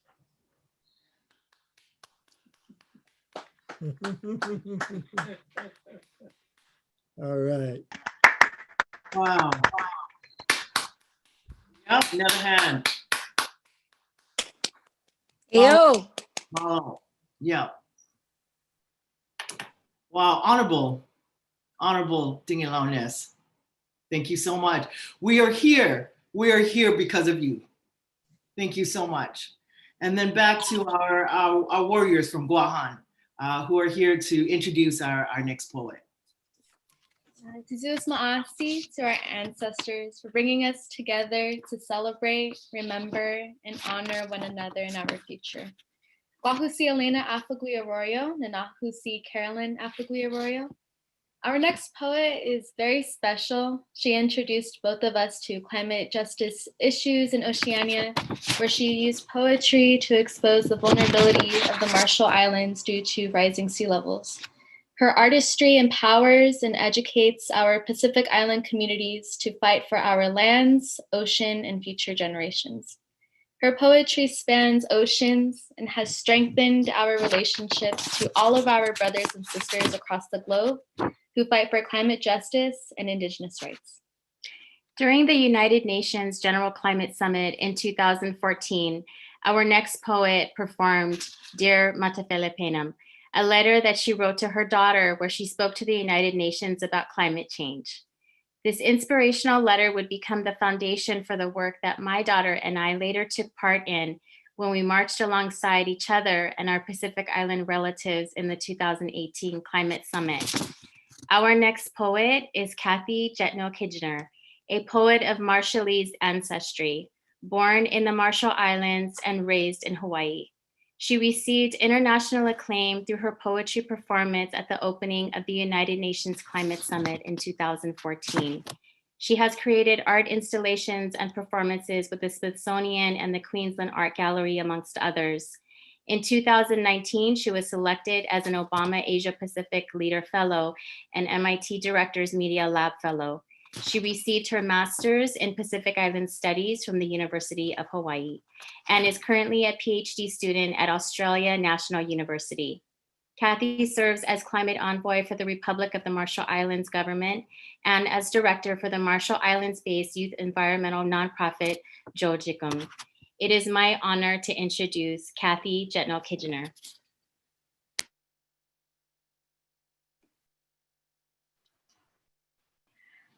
Yahweh Olive, Yahweh from the Marshall Islands. It's good to see everybody. It's so great to be here, and that was such a great introduction. I'm really honored. Thank you for reading my entire bio. It's long and unnecessary. But I'm calling in from our youth center, actually, where it's actually closed, just starting today. And it's really great to be able to hear all of these amazing, amazing writers and our amazing elders in the room who are also inspiring. Albert Wendt's collection, Nua Nua, that he edited was actually the first piece of Pacific writing I'd ever seen. It was in my, my English teacher's bookshelf. And I remember seeing it and I was like, Pacific Islanders can write? So I was shocked at the time, because up until that point, I'd only read Asian American writers and white writers, and that was it. So Nua Nua became my vehicle and introduction into Pacific writing, and that started an entire love affair. And poetry and writing and art has always been at the center. Yeah, I guess so, No'u. So good to see a lot of friends in here that I haven't seen in months. I'm used to actually passing through Hawaii on a regular basis to come to the Marshalls and seeing all of my good friends out there. And then also being able to traverse through the US to, during my performances. So I definitely miss a lot of you. So, this is definitely kind of like a homecoming, more so than just a regular performance. So I guess I'm going to be reading 2 pieces. I'm going to keep it kind of short, just so that, because I know that we have so many friends and so many people to hear from. So the first piece is a poem that I actually just wrote. And it's coming out. Oh, and I should also apologize if my Wi-Fi is a little slow. So it's gonna go in and out. So just hopefully you guys can hear okay throughout the whole thing. So this is a piece that I wrote, and it's actually, it was written kind of because as climate envoy for the past year, I've been working with our government to develop our national adaptation plan, and it's all about trying to make sure that our islands are ready for, you know, what's coming, what we know is going to happen. Some other countries have already written their national adaptation plans, and I think for those who aren't unaware of those terminologies of adaptation versus mitigation, you know, the fact that we're focusing on adaptation really it's a marker for how much more serious we're taking climate change and how much more serious of an issue it is. And as we see what's happening in Fiji right now and all the destruction that's happening out there, and I think it's happening in Samoa too, I mean, it's just a stark reminder again that we're really dealing with, we're actually, you know, we're having to deal with the impacts first. So this is us preparing ourselves for the worst, but in a way that's inclusive and in a way that's people-centered and community-centered, and you know that's focused on self-determination. And so that's, you know, a lot of the work that we've been doing is that. So I have been thinking of, you know, going on these panels and talking about climate change here and there. And what I always want to tell people is that, you know, we're doing the work. Like there is actual work on the ground here. I mean, there's theoretical work talking about how we're connected to land and how we, well, I guess theoretical might not be the right word, but there's ways in which we discuss who we are as a people and our survival and our resilience. And then there's these really, you know, daily kinds of work that we have to do that's, well, quite frankly, like, you know, for lack of a better word, it's less sexy. You know, you gotta show up to the meeting. You gotta put up consultation reports. You gotta develop terms of references. You gotta, you know, wrangle people. And so I wrote this piece kind of to reference that, to reference all the work that, you know, us Pacific Islanders, my team out here is doing. And so this is kind of that piece.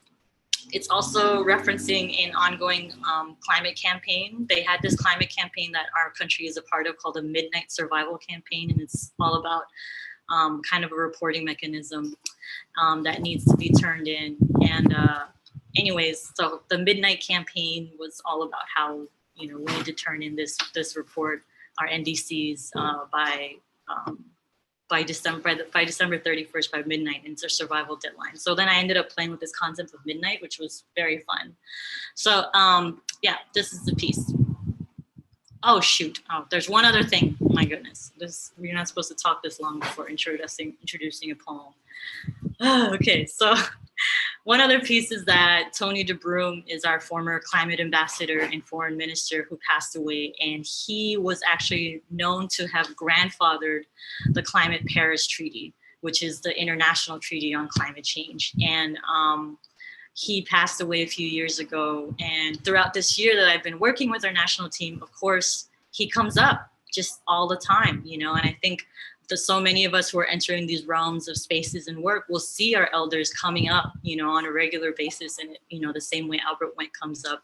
And I think so. This poem started out as a reflection of the work we're doing, and then it became also a remembrance of him and the legacy he leaves behind. He's left behind for us. So this is also for Tony. So it's called Midnight. For Tony, we'll say, for Tony. Corals are resilient, I've been told, and so are we. We've survived worse. Just ask your elders, they'll lift their shirts, show you bunker scars, typhoon tent towns, atomic nightmares of lost, irradiated islands. So this is just another incoming tide to shore up against.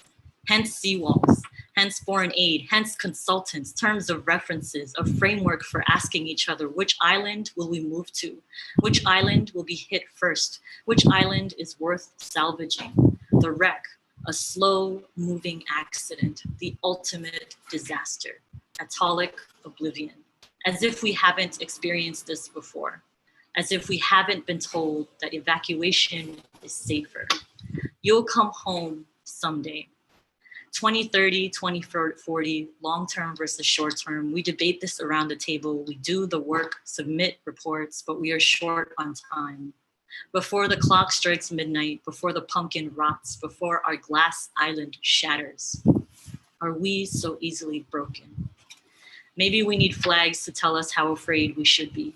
We have flags for COVID threat levels. Yellow for safe, yellow for prepare, yellow for complacency, yellow worth celebrating. COVID free. The US is celebrating part of it anyway. They are dancing in the streets and kissing babies because celebrations are worthy, because the US will be back in the Paris Treaty, because it feels like multiple breaths taken at once, like bubbles bursting through reefs. We reassemble ourselves. We gather the calcium carbonate to grow our coral skeletons into sunlight. Look, up ahead, a lush marine garden awaits. For Tony, we'll say. For Tony. Thank you. So that's one piece. Okay, and then I'm going to look for the other piece because I obviously am not well prepared. So this is the other piece. It's actually an older one. So, well, I guess if by older, it's within this year. This was a piece that I wrote for an exhibition that I put together with Joy and Moto. I don't know if she's in this group actually, but we wanted to I wanted it to be a reflection on the COP negotiations. So the COP is the biggest climate conference that happens every year. So,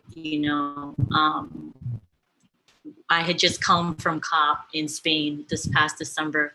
And then we put together the installation. So this is, oh yeah, her sister is here. Hi, great to see you. That's right, I saw you earlier. She's amazing. You guys are both amazing. So basically we put together this installation where we wanted to connect Mauna Kea, climate change, militarization, and the ways in which it's all kind of connected. And she wanted to talk about specifically like how whales can get impacted by the sonar. And so she made this amazing whale that was made out of reports, and this huge whale. It was made entirely out of reports and impacts from the military. And I figured, okay, now I got to write a poem. But the thing was, I was like, how do I write a poem about whales? Whales are really, I mean, I know a lot of people have connections to whales. I don't necessarily have that connection right away. So I had to be like, what do I think about whales? So I had to sit and think and figure it out. And so this was a connection where I was trying to just grapple with, coming out of the COP, which is an incredibly dehumanizing, difficult experience as a Pacific Islander being, where you're negotiating for your survival with like hundreds of other people, thousands of other people, and also figuring out, what is our place in that world. So this is the piece. It's called Beached. And if the documents are true, then even the whalers avoided us. They slid past these islands, whittled without rivers from gods living in shallow trunks of need. Whales were hunted for the simplest pleasure, a light in meat. Greenlandic hands offer me whale the same way I am offered turtle back home, in tradition, in ceremony. How conquerors stripped the sacred, left a soured carcass of commodity. Simple pleasures plundered and masticated. Destruction takes many forms. Persistent floods besiege us from all sides, even here in this meeting. We cross and crisscross an ocean of documents meant to charter an unfiltered future.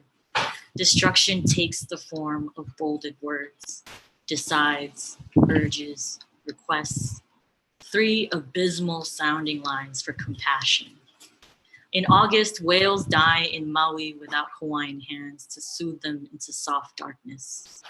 If it was a Marshallese shoreline, the beached whales would signal a chiefly death, harbingers of loss and damage, cost analysis of disemboweled paperwork. How do we decide the proper response to a room full of sharks in suits that can smell the brown in our blood, the native in our speech? They offer thickets of false solutions, strategies without navigational aids. I spent the meeting searching for the simplest pleasures. You, a light to guide the thin meat of my paper heart. I could interpret your movements less than our enemies on all sides. Over and over, I asked you to decide your position. I urged you to reassess your motivations. I stood naked as a shoreline, requesting the simplest pleasures. Thank you. That's the second poem. I actually, yeah, you know what? I think I'm going to end there. So that was the two pieces. Thank you, everyone, for having me. Again, I'm very proud to be here, and I'm looking forward to hearing from everyone. Thank you so much, Kathy. Thank you so much. It's great to have you again, where we met before, many years ago when you when you were studying here at Mills College. We really want to honor this great land. You know, just to let folks know that actually one of the connecting threads with actually almost every one of our speakers here is that we met here on Ohlone land, right? It was on the sacred land of indigenous people that brought us. Including our warrior, Honorable Tangi Loudness. Also, you're going to see later our auntie and also our Professor Ngahuia. Actually, every single person here. And so, again, we want to honor and thank, first and foremost, our ancestors from our Moana Nui, as well as we honor the ancestors of this land that we're on, currently the Lishan Ohlone. So thank you so much, Kathy. Thank you for your great love for our people. So, you know, brothers and sisters, I know that as Pacific people, as indigenous people, we don't, our concept of time is very different from the Western people. I get it. I get it. If anyone here knows, everybody knows that I love to talk story. And I know that every single one of us love to talk story. So brothers and sisters and beloved relatives, I want to just draw our attention to our time right now. So on the Western time clock here, it says 7:57. And this program goes until 8 o'clock on California time, which means 3 minutes. Okay, so please, beloved relatives, I know we love to talk story. I wish I had all the kava in the world, octopus and fish and taro to feed every single one of you. And I know, you know, relatives, I know, how do we meet for 2 hours on the Western time clock to honor a great warrior like Mau Ala Ivao, Honorable Albert Wendt? But beloved relatives, I ask you, for just maybe for the one time in our lives that we care about Western time, perhaps this might be the night. And this is why our relatives, is because of our relatives from the San Francisco Public Library are here, and they just have families. So if that's okay, for the next couple speakers, if we can, let's just, if we could just, you know, just, if we can do that in a, yeah, like Auntie Renee says there we go, yeah. We'll go with this time frame. All right, so thank you so much. We got our Samoan community leader, Tone, who's back up to do the next introduction. Papitai lava, Tone. Thank you, Foy. So I first met our next poet, Theresa Nyangantonu, many years ago at a queer art gallery show. She performed a poem about coming out to her father and what that whole experience was like, and it was really intense. And I just remember thinking, wow, you know, what a brazen voice, firm, unapologetic, but also incredibly tender and vulnerable.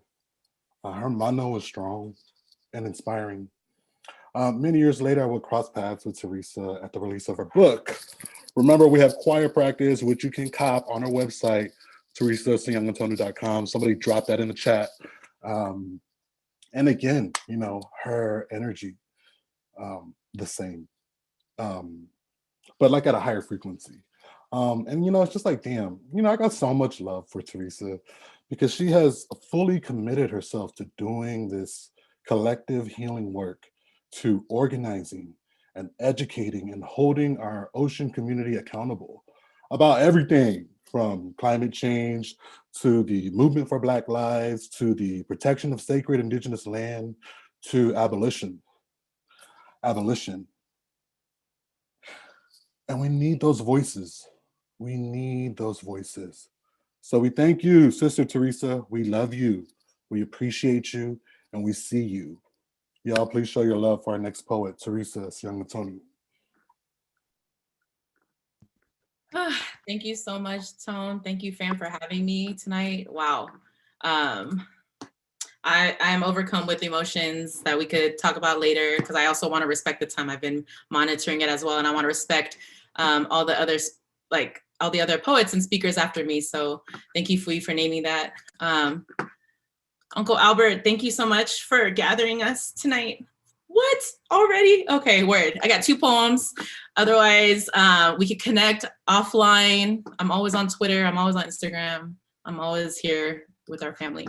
But this first poem I wrote inspired by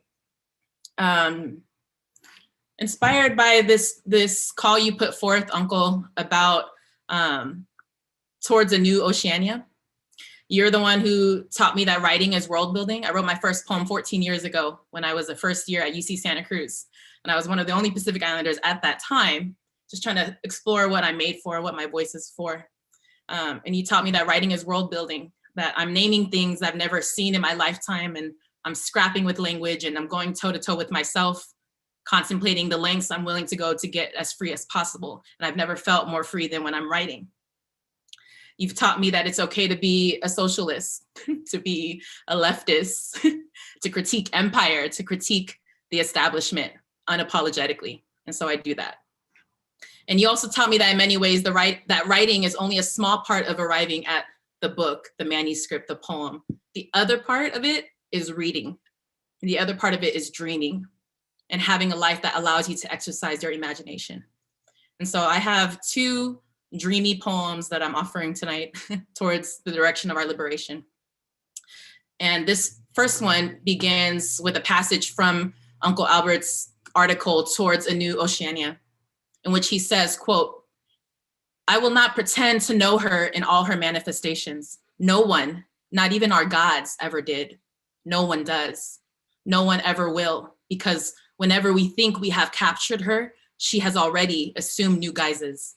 The love affair is endless. Even her vital statistics, as it were, will change endlessly. In the final instance, our countries, cultures, nations, and planets are what we imagine them to be. One human being's reality is another's fiction. Perhaps we ourselves exist only in one another's dreams." In honor of that, this piece is called Not Even Our Gods. Not even our gods knew what to make of me. What were they to do with a queer Samoan girl in diaspora, unsure of what her voice was made for outside of feaus, alkalavo, American assimilation, choir practice? What were they to do with all of my journals, every one of them pregnant with adolescent questions my parents refused to answer and the church had no answer for? Girls like me, becoming a god out of necessity, becoming a poet out of survival. Last year, when I was performing in an art exhibit with Kathy in Australia, one of the exhibits featured 100 poets worldwide who were either imprisoned or killed for writing about the cruelty of this world. 100 microphones dangling from the ceiling, each poet's voice echoing off of each other's audacity to tell the truth. Writers killed every day because the CIA can't stage a coup on our poetry. Our government envious of how artists can mobilize people better than a president can, faster than laws have ever changed, waking up the masses to remember that greater empires have fallen and how this one will fall too because I said so, because I wrote it.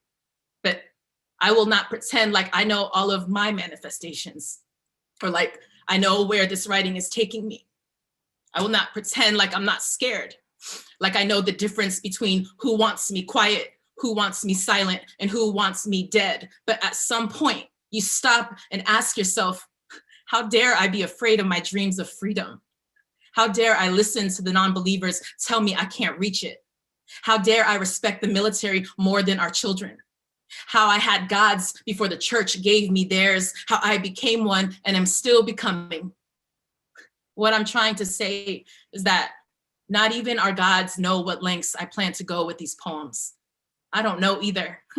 What I know is that I found your words, Uncle Albert, in this lifetime.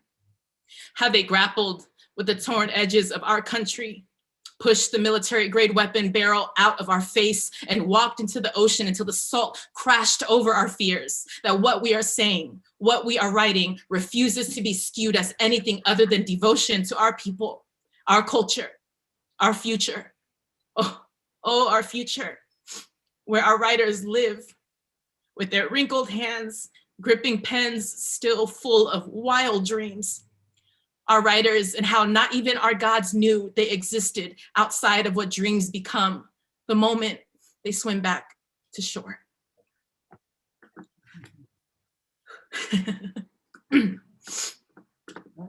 Fam, what? Hold on. Before I get into this next poem, I just want to say that when I found poetry 14 years ago when I was young, just trying to figure everything out, poetry was a vehicle by which I used to answer so many questions, because I realized that the cost of staying silent, the cost of being quiet, the cost of playing small when I'm not small was too high of a price to pay. And so I started refusing to pay for it. There is no currency in this world that I could even use to try to pay for it, so I don't do it anymore. And so I named that for everyone here who may not, believe themselves to be a writer or a poet or a oral, orator, but just really naming that we still need you and your voice and your story, and you're the only one that can tell it, and we need it so badly. Fui was right when she said that poets are the ones that come to the front line and change things. They change hearts, they change minds, they change behaviors. I got you, Maxine, thank you. And so with that said, I go into this next poem. I've been trying to language this impossible year that has been 2020, and I keep coming close to it, and then I keep messing up. But I came close when I wrote this poem this past summer for an event, that was hosted in defense of Black lives and in standing in solidarity and in struggle with our Black Ainga. It has no title, but this is my last poem, fam. There are years where I believe in heaven, even all 9 that Tangaloa created for my people to return to. And then there are years where I'm convinced that there are no gods. As far as I'm concerned, 2020 is a godless year until further notice. There's a shortage on both faith and PPE, no bailouts for the brokenhearted and the purely broken, just all the ways to run out of ways to call this administration by the evil they are, and even that no longer satisfies. We don't even have energy to spend in that direction, because all we have is whoever we can scoop up in our grief, and whoever we have left on the ventilators, and whoever is willing to die for everything that has always been due to us. I am always between dying for my land back or ready to die in the new country we leave for together, the nation beyond this one, the one that we're too tired from capitalism to dream about, let alone usher into existence, the one beyond my own that was severed into 2 nations, neither of which I may ever get back in this lifetime. Fine. I'm at peace with knowing that maybe I'm at peace with what may have to be the consequences of outliving whatever dreams my ancestors had when they were here, because they're not here anymore. And I have to dream bigger now, because the war is different now, and the goalpost keeps moving, and the disease is global in a way that comes for our lungs first. And we already weren't able to breathe to begin with. They say, kill the cop in your head, Theresa, and I don't apologize for killing more than him. I even re-kill my colonizers who have been dead for centuries, or have they been? How else can we explain the US military, their commander-in-chief, my father, once a soldier who didn't mean to be a soldier if it wasn't for his broken English? How else can we explain the Native genocide and African enslavement that created this country, the police force that protects it, the prison system that produces it? What other name is there for this terror? And what if I'm tired of saying its name? What if the lesser of 2 evils is an option I no longer am willing to die for, if the new country can hold the weight of no evil at all? So fuck it. Let's leave for the new country in the morning. You know what? Fuck it. Let's leave for it right now. Bring all of our people with us, starting with our dead. Give them the proper burials that our cultural protocols have been aching for. When we get there, let's just let the children run through the tall grass with full bellies and no cages beneath a sun that cups the land in its palm without overheating it. In the new country, Black women know rest.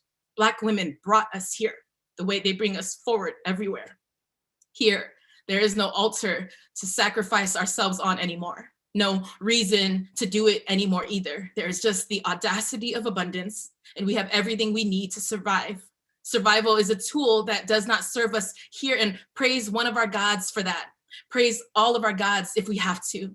I'm second guessing what I said about heaven. Here, I feel okay with changing my mind if the conditions change too, but then again, there is impossible amounts of grief. We had to bring it with us. And I don't know what the grief will make of us here, but it is still the price we pay for all that we love, because we've been loving longer than every war against us. Generations following another, and look what we've survived in the miracle of our shared breath, passed down from good lungs to good lungs through air that let us breathe. So it's maybe safe to assume that here, heaven does exist. Maybe the diaspora wanted me to dream beyond the nation, to remind me of who I'm actually indigenous to. How maybe the first place I belonged was in the dream of a better idea than borderlands. Either this is the country we deserve, or we belong to a nation not yet here, one that is waiting in labor, ready for us to push. Thank you so much, family. Love you. Love you, Uncle Albert. Thank you for gathering us tonight.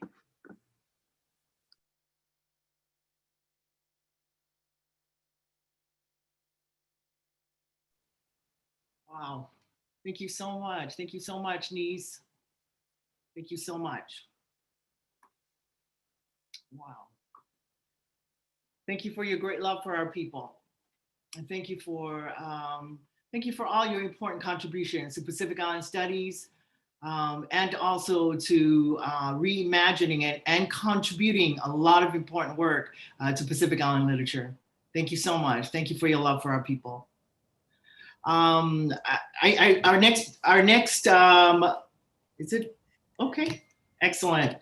We have our wonderful young warriors from Bilal. Okay. Ali and greetings to my siblings across Oceania. My name is Toluk, here on Chotenyo Ohlone lands with roots that trace back to Bilal, to introduce our next poet, No'u Revilla. No'u Revilla is a queer native Hawaiian poet, educator, and aloha aina. Her latest chapbook, Permission to Make Digging Sounds, was published as part of Effigies 3 in 2019. She is an assistant professor of creative writing at the University of Hawaii Manoa, and she has performed spoken word throughout Hawaii, as well as in Canada, Papua New Guinea, and the United Nations. No'u's poem has empowered me as a young woman, as the bold words of her poetry speak truth about taboo issues that are very real in our Pacific communities. It is with great honor that I introduce my Kanaka Maoli sister, No'u Revilla. Mahalo nui loa for this gathering to celebrate the Honorable Albert Wendt. This is just kupuna vibes up in here, and I'm really, really appreciating that. And Theresa, your kupuna and my kupuna were talking story last night, because I'm giving love towards a new Oceania too. I'm gonna try something with y'all so that we can do. Can everybody see this pala pala on the screen? Maikai. Aye. Yes. Aye. Like many people, I owe a great debt to the Honorable Albert Wendt and his essay, Towards a New Oceania. We all can say these lines. So vast, so fabulously varied, a scatter of islands, nations, cultures, mythologies, and myths. So dazzling a creature. Oceania deserves more than an attempt at mundane facts. Throughout my undergraduate and graduate years, me and my peers sang this passage to each other. We sang it in classrooms, in hallways, in bars, in each other's homes. We sing it still. Tonight, I wanted to offer a poetry experience that visualizes the foundational presence this essay maintains in my life. So I first share with you this line: like a tree, a culture is forever growing, new branches, foliage, and roots. Pacific literature is also forever growing, and we are constantly expanding what it means to write Oceania, to write in Oceania and as Oceania. Conversations like these, the Honorable Albert Wendt expanded them, not only by making more and more people part of the answer, but also by mentoring more and more of us to ask better questions. Of the many ways the Honorable Albert Wendt has nourished Oceania, I will always be in awe of his vision and generosity as an editor, as a teacher, and a gatherer of Pacifica voices. So to engage in this forever growing, I want to share a work that grows from his essay, and which also draws from the poetics of writers like Craig Perez, who also honored us this evening. In the first section, as you can see, you will see that I have retyped the first paragraph of Towards a New Oceania and replicated it as 4 islands of text. Experimenting with typography and erasure techniques like Craig Perez, I crafted a poem inside Albert Wendt's original paragraph in the spirit of dialogue and continuity. I end with a golden shovel. The golden shovel is a poetic form developed by the amazing poet Terence Tate, who wrote the first golden shovel after a Gwendolyn Brooks poem. In a golden shovel poem, the last words of each line are, in order, words from a line taken from a poem you admire. In this case, the final section in my poem continues to draw from Albert Wendt's essay Towards a New Oceania, specifically 2 sentences about the presence of our ancestors in our bodies. And those 2 sentences read, "Our dead are woven into our souls like the hypnotic music of bone flutes. We can never escape them. If we let them, they can help illuminate us to ourselves and to one another." I belong to Oceania. I am rooted to Oceania, or at least to some of her plumage and pain. Captivated, plagued, islands vast. To define me, feed me nations, feed me myths. Oceania deserves Oceania. I will leave analysis, confine myself to God so fabulously ascatter. Her free is my fertile. We belong to Oceania. We who carve our stories in tongue and tapa, who resurrect our dead with names that come from dreams. Who are we if not the curled smoke of ancestors woven into the sky? Maybe we've been bought into oblivion. Maybe we are nothing more than our history of conquest, dying reefs where our souls should be. Or maybe we survived, like kupu-kupu ferns rattling inside the hard, black and hypnotic prologue of Pa Hoi Hoi, and the music of fire and boiling ocean, of land gathering itself bone by bone. Maybe this replaced their death flute. And we learn to listen again. And we stop punishing bodies that can moan without moonlight. Never again to condemn each other. And to escape the tyrannies of paradise, we wrote them deep into the dirt. So deep, even if you shoveled for days, for weeks, we would still see you return empty-handed. Let the dirt and roots work Let them reckon with the chill they heard storm our seas for centuries. They can heal what we can't put into words. Roots help old land illuminate new land, and dirt helps us stay honest. And when we decide to embrace what is vast and scattered in ourselves, to train our bodies to the sparkling and free shape of our ocean, we commit to the stories of the past and the future, to stories of one and the multitude. We commit to one another. Mahalo nui loa.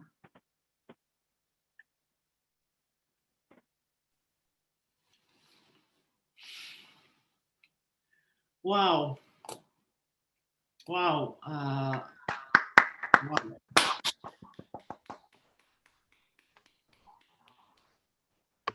Thank you so much.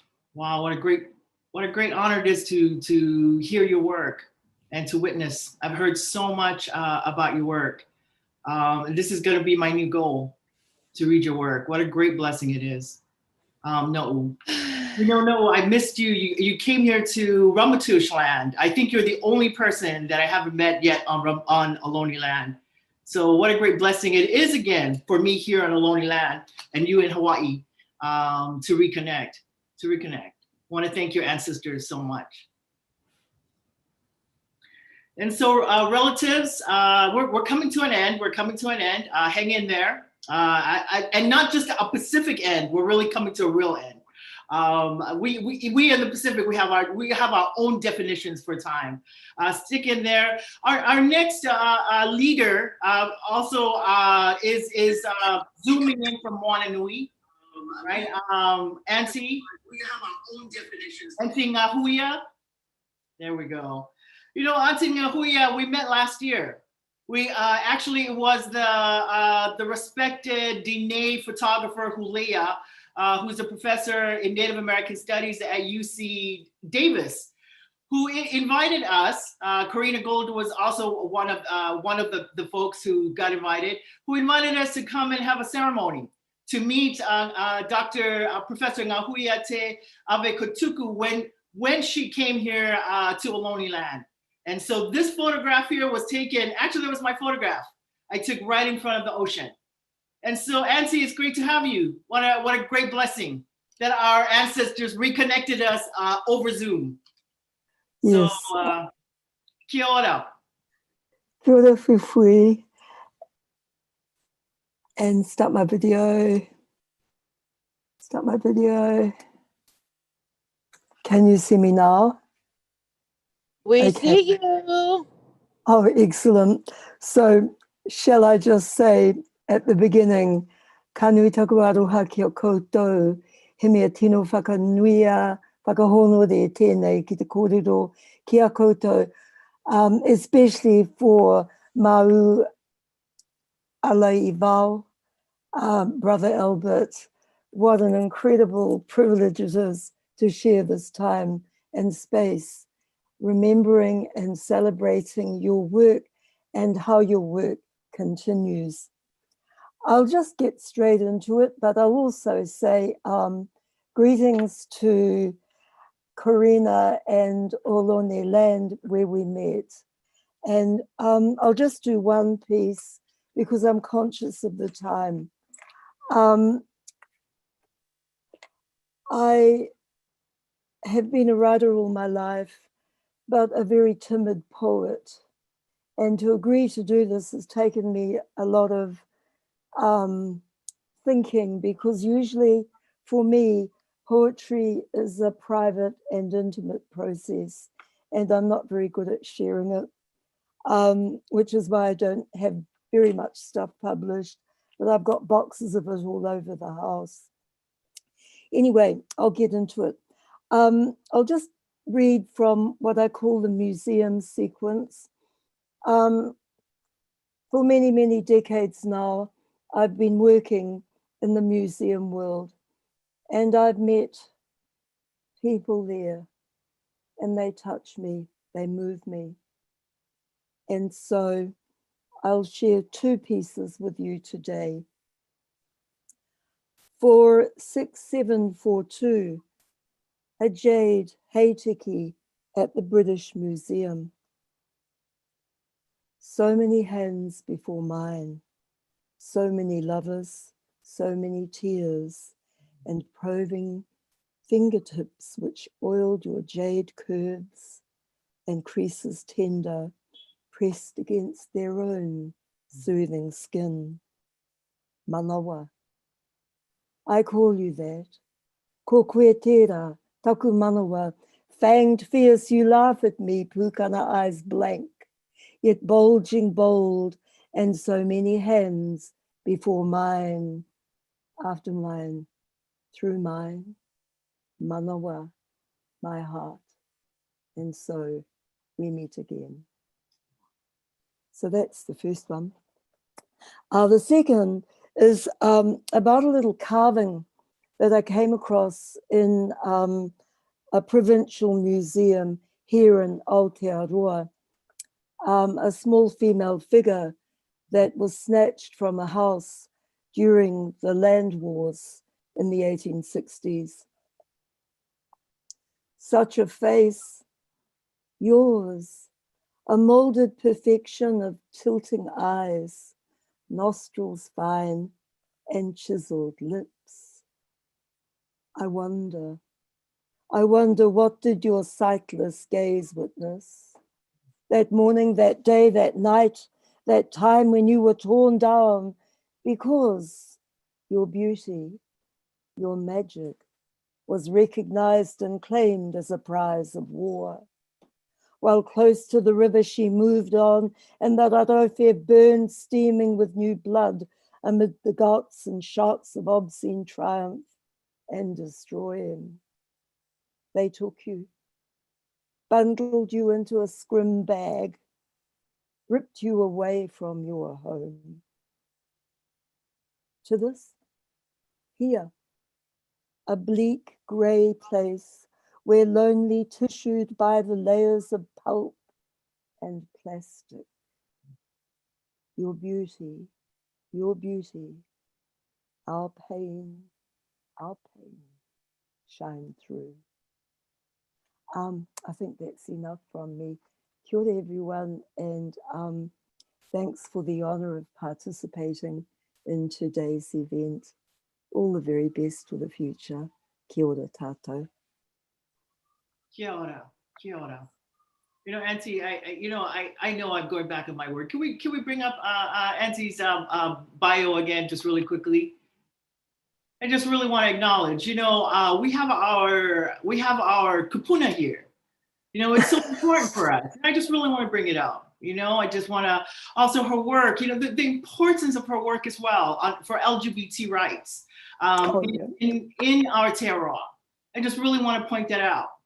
I want to point that out, how she made, throughout this program, relatives, we have consistently said that we are here. We are here at this present moment because of our ancestors from the past, the present, and the future. I really just want to say, Auntie, thank you so much. For us as Tongans, we would say, Malo e puke puke whanua. Thank you so much for holding up our whanua, our Moana Nui. Thank you for your great work, and thank you for your great love for us, Auntie. What a great honor it is to have you here with us in this sacred space to honor the Honorable Albert Wendt. So malo. Thank you. And then our next wonderful scholar and also warrior is one of our community leaders from Guahan here in the Bay Area. So she's up to introduce our next poet. Hafide Guahusi Carrie Napati Borha Famin Kadaron Zandasu. Tata Sumai Zan Talafofozo. I am pleased and it's truly a blessing to be here to honor Sina Mau Alevao, Uncle Albert. And I'm also pleased to introduce my sister, my comrade, Leora Caba. who I've been lucky to work alongside with at SF State and also with our Support PI Studies in California campaign. Dr. Leora Caba, as she is also known, is Hapakasi poet of Tongan descent who recently received her PhD in creative writing from the University of Hawaii at Manoa. She's the founder of Pacific Verse Project, a community-based workshop series based in Nuku Alofa, Tonga, that works with participants to create, perform, publish original poetry and music. She is currently now joins the community, students, faculty, and staff at the college or with the College of Ethnic Studies at San Francisco State University as an assistant professor in critical Pacific Islander and Oceania studies. So without further ado, my sis, my comrade, Dr. Lee. Thank you so much, Sis Carrie. Thank you everyone for being here, to Fui for gathering us together. It really is truly an honor to be in the presence of my elders, to see, it's just kind of overwhelming because I teach your work, Auntie Ngahuia, Tangi Loudness, Uncle Albert Wendt. I've taught your work to my students, and it's just so overwhelming to finally be able to share space with you. So I have 3 short poems. And this first one also just in the same roots as my sister No'u just did, growing a poem out of the words of Albert Wendt. I will be quoting parts of Tattling the Post-Colonial Body, because that is a piece that really kind of asks us as Pacific Islanders to ask questions of our art forms, to squeeze them, to tap them, to make sure that they can carry all of our stories, to ask questions of our literature and what responsibilities it has for our next generations. So this short piece grows out of Tattling the Post-Colonial Body, which I'll quote first. So from Tattling the Post-Colonial Body, in a deep psychological, mythological, symbolic way, tattling is the act of printing or scripting a genealogical, spiritual, philosophical text on the blood, of testing it to see if it can bear the pain of being in the human body, of storing it, giving it human design, shape, form, and identity. And so this poem is called Text on the Blood. All the text messages between my sisters and my brothers and my cousins and the aunties and the uncles and my dad and my mom and my grandparents, all of them press or squeeze in order to extract juice or oil. Glass screen for the needle, thumb tap as hammer. A click to send draws first drops of blood.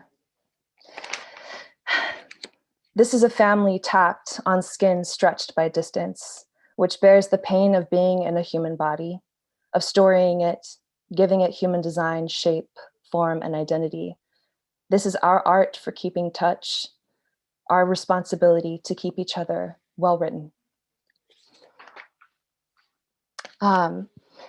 This next short piece is actually something that I wrote also for Kathy, my sister Kathy, when her book, Yakjel Talk, Poems from a Marshallese Daughter came out, but it also was also in response to some of the things that Albert Wendt's work gets us to think about, which is, where do we store memory in our bodies? Do we store it in the tattoos? Where do we store it, in our bones? And so this is actually a piece about where I store a lot of my memory, which is between my teeth. So this is called Between Teeth. When she first taught me to brush my teeth, my mother would gaze into my open jaw, inspecting the texture of my breath. She would search for the sharp mint, tap water, and pink fluoride chewable scent, assurance there were no gaps in her teaching, no gap in her practice for preventing things falling out of my head. So every night, I tend the spaces between my own tongue and my grandparents' tonga, bristling between guilt and risk, absence and mistakes, the nights I go to sleep forgetting to care for a mouth made of archives. So I bite, floss, bleed, and repeat the spaces between my teeth. They are the memory of a mother past, the practice of a mother tongue still yet to come. They are the dentures my grandparents leave at the edge of the bathroom sink every night, the sharks circling an ocean-wide mouth. And this last piece is actually something that I put together because I work a lot with the dictionary. Sometimes it's the safest space between me and all the fears of not being Tongan enough. So I get to actually sit in the dictionary and kind of be calm and not fear my mispronunciation of words or how long it's gone since I was able to actually practice my Tongan. So to my sister Fui, thank you for trusting me enough to understand. Thank you, timekeeper, I'm almost done. Malo, malo ngawi. So this piece is called Matala. It's based off of one of the first vocabulary words I had to look up for my Tongan language class for the word whakamatala, which means to explain. And the root of this word is matala, which also means to bloom. So in Tongan, our understanding of understanding itself is through the language of blooming flowers. And so this is, thank you so much. This is my last piece. Matala. 1, a syllable. The spot where you first insert the spade when digging, as in the spot where you lift the soil of your language and turn it over. 2, speaking. The feel of dirt when one's skin is rubbed, new. Every vowel, a newly made tapa cloth, over bright, flamboyant. Each consonant, the curved curl of half coconut flesh, dried in the shell, left out in the sun.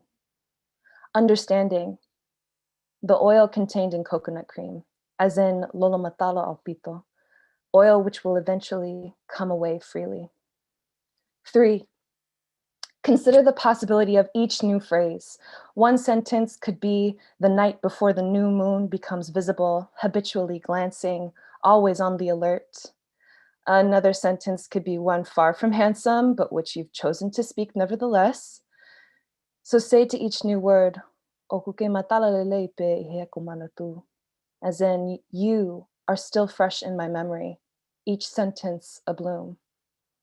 4, on difficult days, you will understand your people as if your eyes are only half open. On good days, you will consider the shape of flowers, difficult to understand, easy to understand. And 5, matala.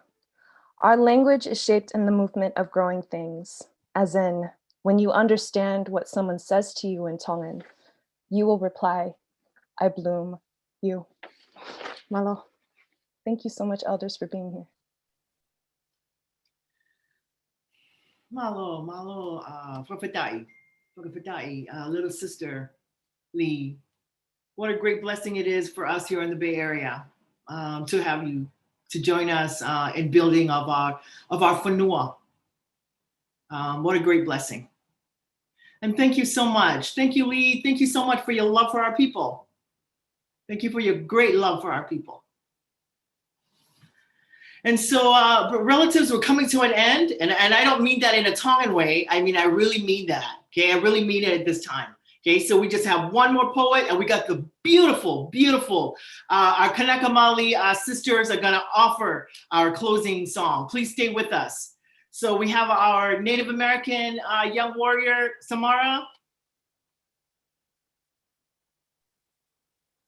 Thank you, Auntie. I'll be introducing Moana Niumeitolu.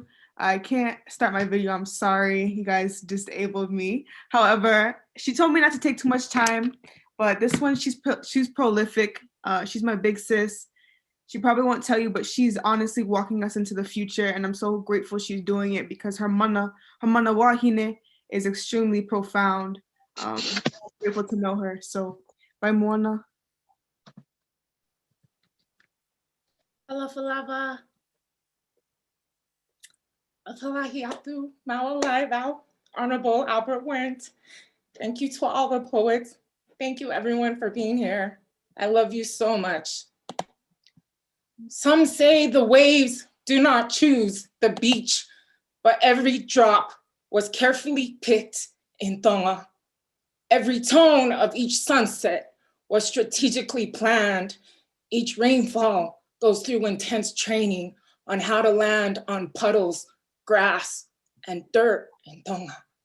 Each wind and breeze learn at a young age how to delicately move each petal of a gardenia.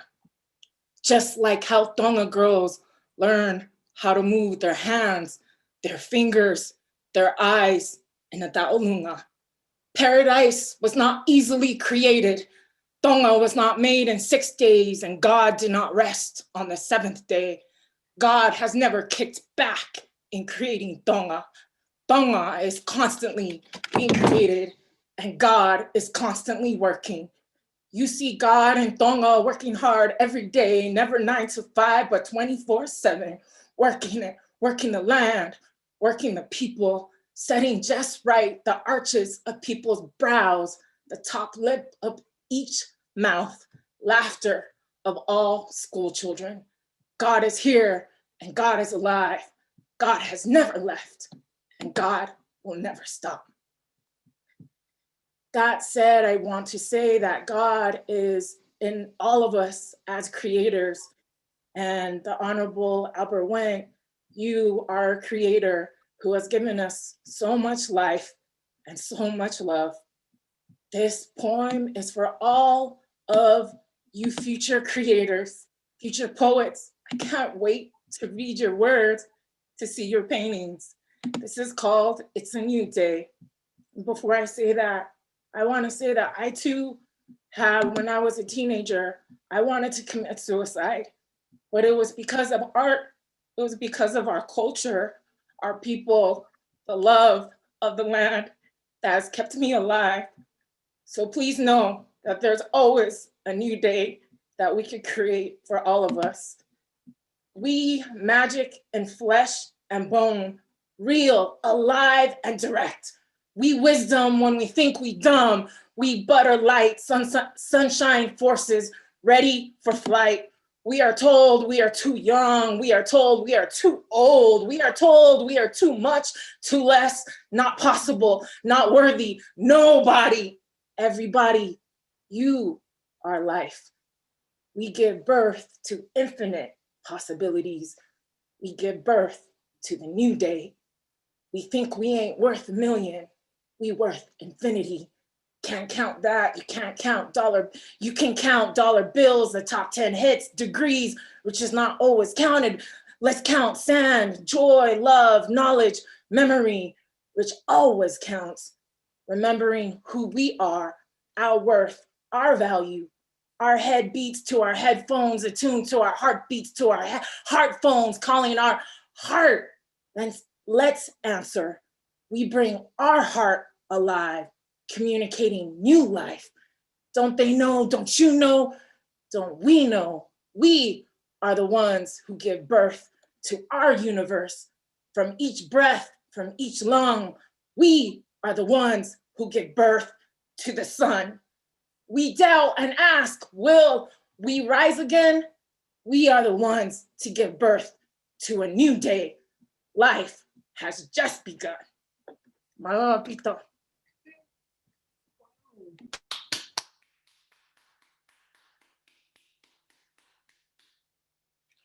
Little sister Moana, Malo, thank you so much.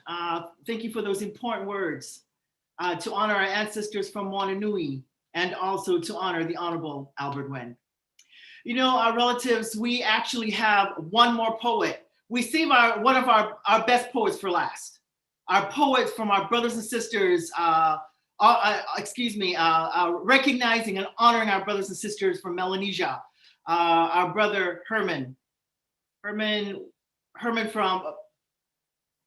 West Papua. Malo Herman. Malo Lisiate. Hey, ko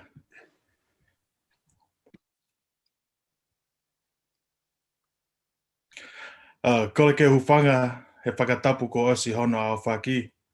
Sia tau whakainga ko kingoa ko Lisiate Malefihi Vuna, a settler on the unceded and occupied land of the Ramaitu Shalom peoples on Turtle Island.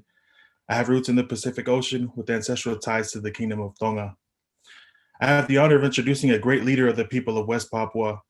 Born in Jayapura, West Papua, from the island of Yapen, Wangai developed his nonviolent approach to independence after questioning how the graceful virtues of justice, peace, and love could influence his work as an activist, educator, organizer, and politician.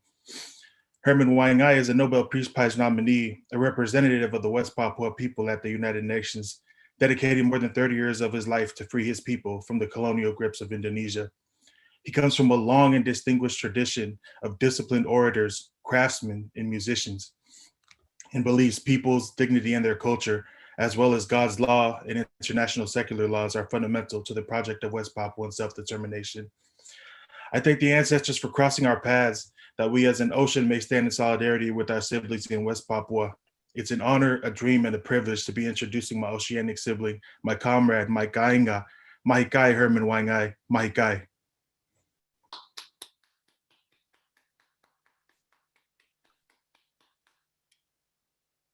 Thank you, Brother Vuna, and also Sister Dr. Fui, for inviting me, joining you all as your brothers and sisters in the Pacific region.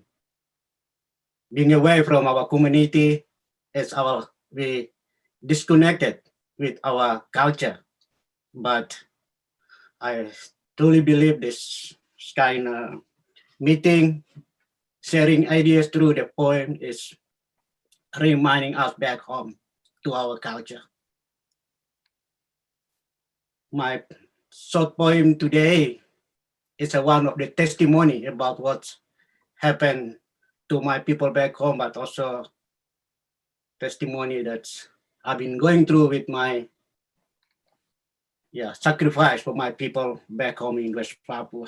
So it's called Indonesian Iron Trellis. I was jailed. The room was dark. The smell of human blood came over me. Cold, dirty floor without toilet, with stuffy air pricking my nose and collision. They torture my body.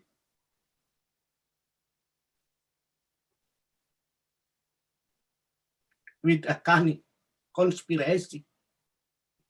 They intimidated me and planned murder for me. Then I could not see the sun, moon, and stars. Only a dark room and a small candle accompany me. I didn't know I would die here. I answer, no, I must stay alive. Prayers and faith that strengthen my struggle for survival. I went through it all with my father. December 14, 20 years ago, we were arrested, jailed, and tortured. I keep screaming for freedom. Yes, West Papua must be independent. Despite life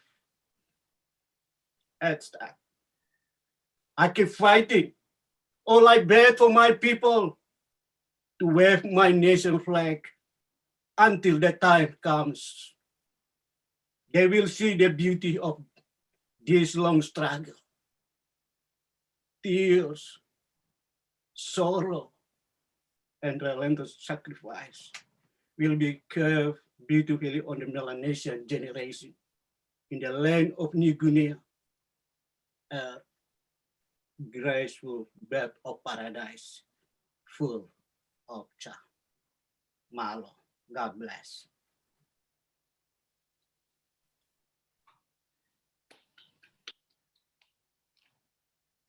Yeah, Brother Herman. Brother Herman, we thank our ancestors from Moana Nui for connecting our journeys with you and with our West Papuan brothers here on Ohlone land. We also thank our West Papuan brothers and sisters and our brothers and sisters from Melanesia.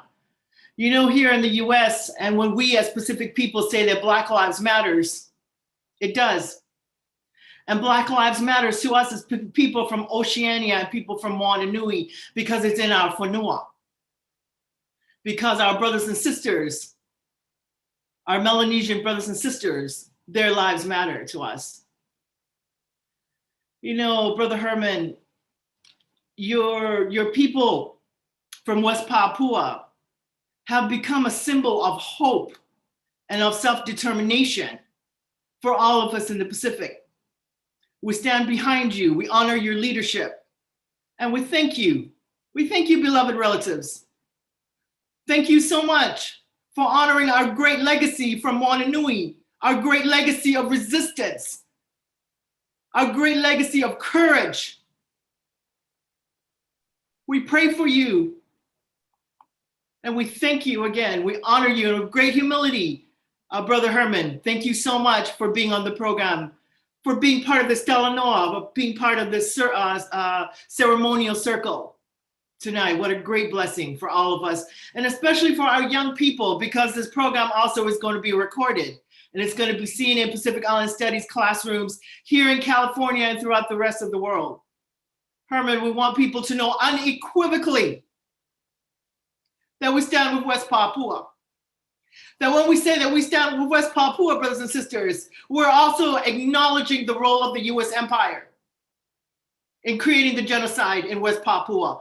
That the same genocide, that the same mining corporations that are creating genocide for our brothers and sisters in the Pacific are the same ones here in California Indian tribes and reservations, the same ones that are creating havoc for our brothers and sisters in the Diné reservations in Arizona. The same ones. Brothers and sisters, our interconnections with our brothers and sisters, our indigenous brothers and sisters, is what brings us. It is the Va that brings us here today. It is a Va of resistance, where we'll remember and honor a great warrior, an ancestor who's still alive, Honorable Albert Wendt.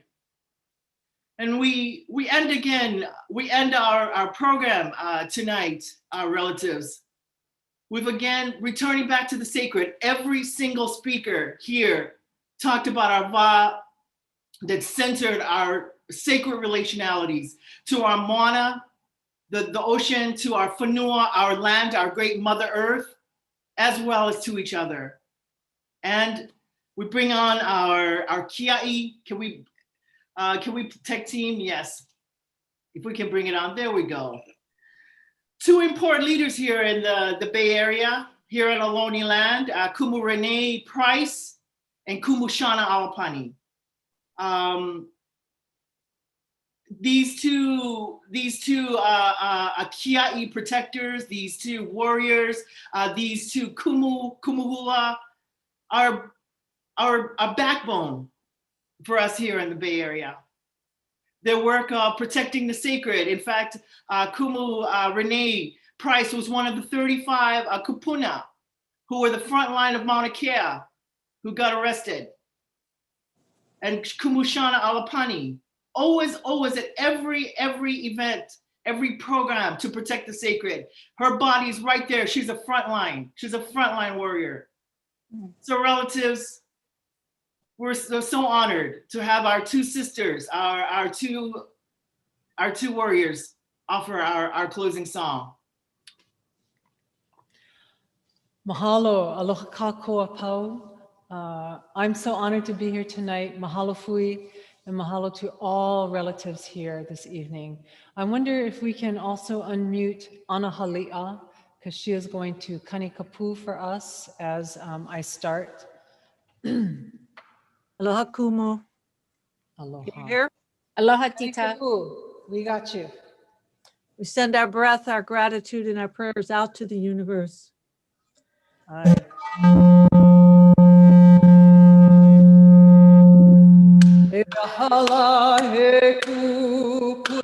is the pillar? mountain.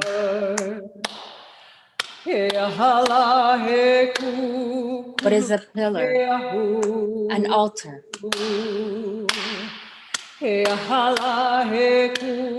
What is a pillar? A rock.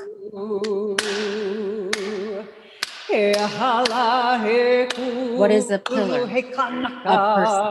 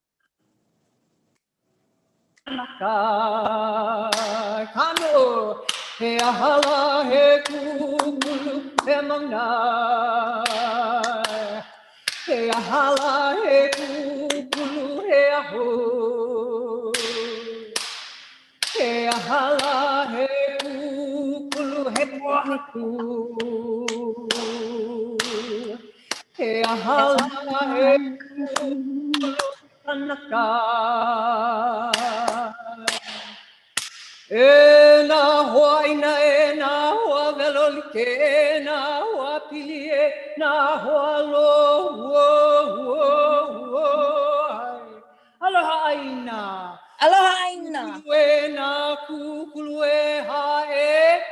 Kukulu. E mau makakoa e na makaka eo. Eo. Eo. Hu e hu. E hu. E mauna. Ku. E po haku ku. Ku e. He ili kapua aloha. Ola. Ola. E hu e hu. E hu e hu. E hu e hu. Kukia mauna. Kukia mauna. Yo. Eo. Mahalo. Hola.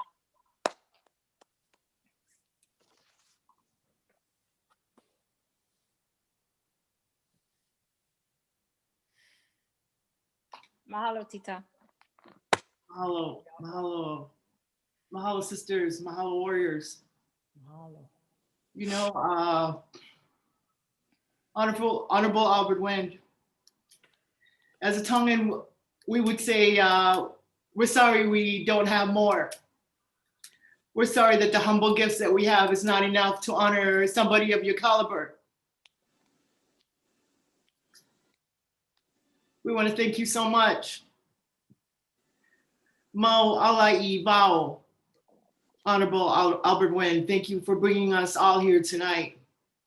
And Honorable Albert Wendt, as we've said throughout our program, we are here because of you.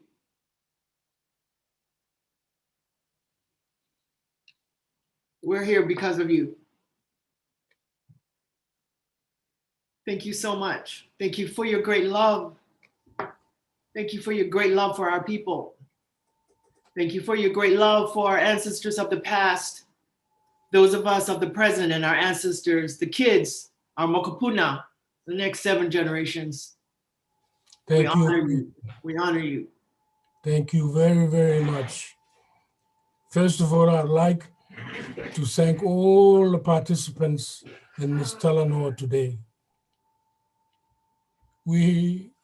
From what I saw and heard, we have no worries about our future because the young people show a huge strength, not only in their writing, but in themselves.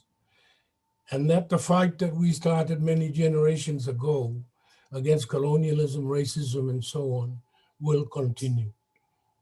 The greatest example this afternoon is Herman of West Papua. I have traveled all over the Pacific, and as I said, I'm 81 now. I have watched the decolonizing of the Pacific since the 1950s, late 50s, right up to now. And I have great hope. We also have a fantastically talented group of poets, artists, musicians, whatever category you want to know. And they're now all over America, the Pacific, and around the world. I am so pleased that that has happened. And it will continue to strengthen as time goes on. Thank you for valuing my work. As I said at the beginning, you write because you can't stop writing, and you hope somebody reads it. And I'm so pleased that over the years, I have found out that many, many people have read my work and have been influenced by it. And as you know, I have taught all my life, from elementary school right up to graduate level, postgraduate level. And my students have been very wonderful people. And I hope I have benefited them. And they have gone out and helped to continue the struggle that we have been fighting. So, Fuifuilupe and your team, thank you very much. Thank you to all the poets who read tonight. I have read some of your work before, but most of it is very new to me. I have no fear for the future of our poetry. Your work is very strong, very profound, penetrating, insightful, funny, sad, and covers all the emotions that poetry covers. So, Rain and I thank you again and wish you all a marvelous Merry Christmas and a Happy New Year and a great, great, wonderful future with your families. Thank you very much. I love you. May the gods of America and Polynesia bless you all. Manuel Lepo.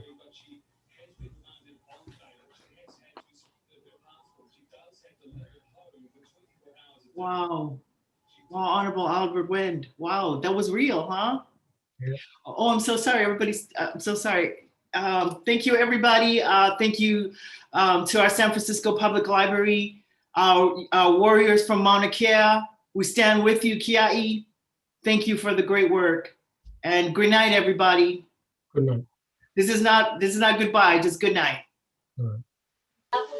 Thank you. Thank you, everyone. Ofatu. Thank you. That was beautiful. Thank you. Love you. Fatu. Thank you.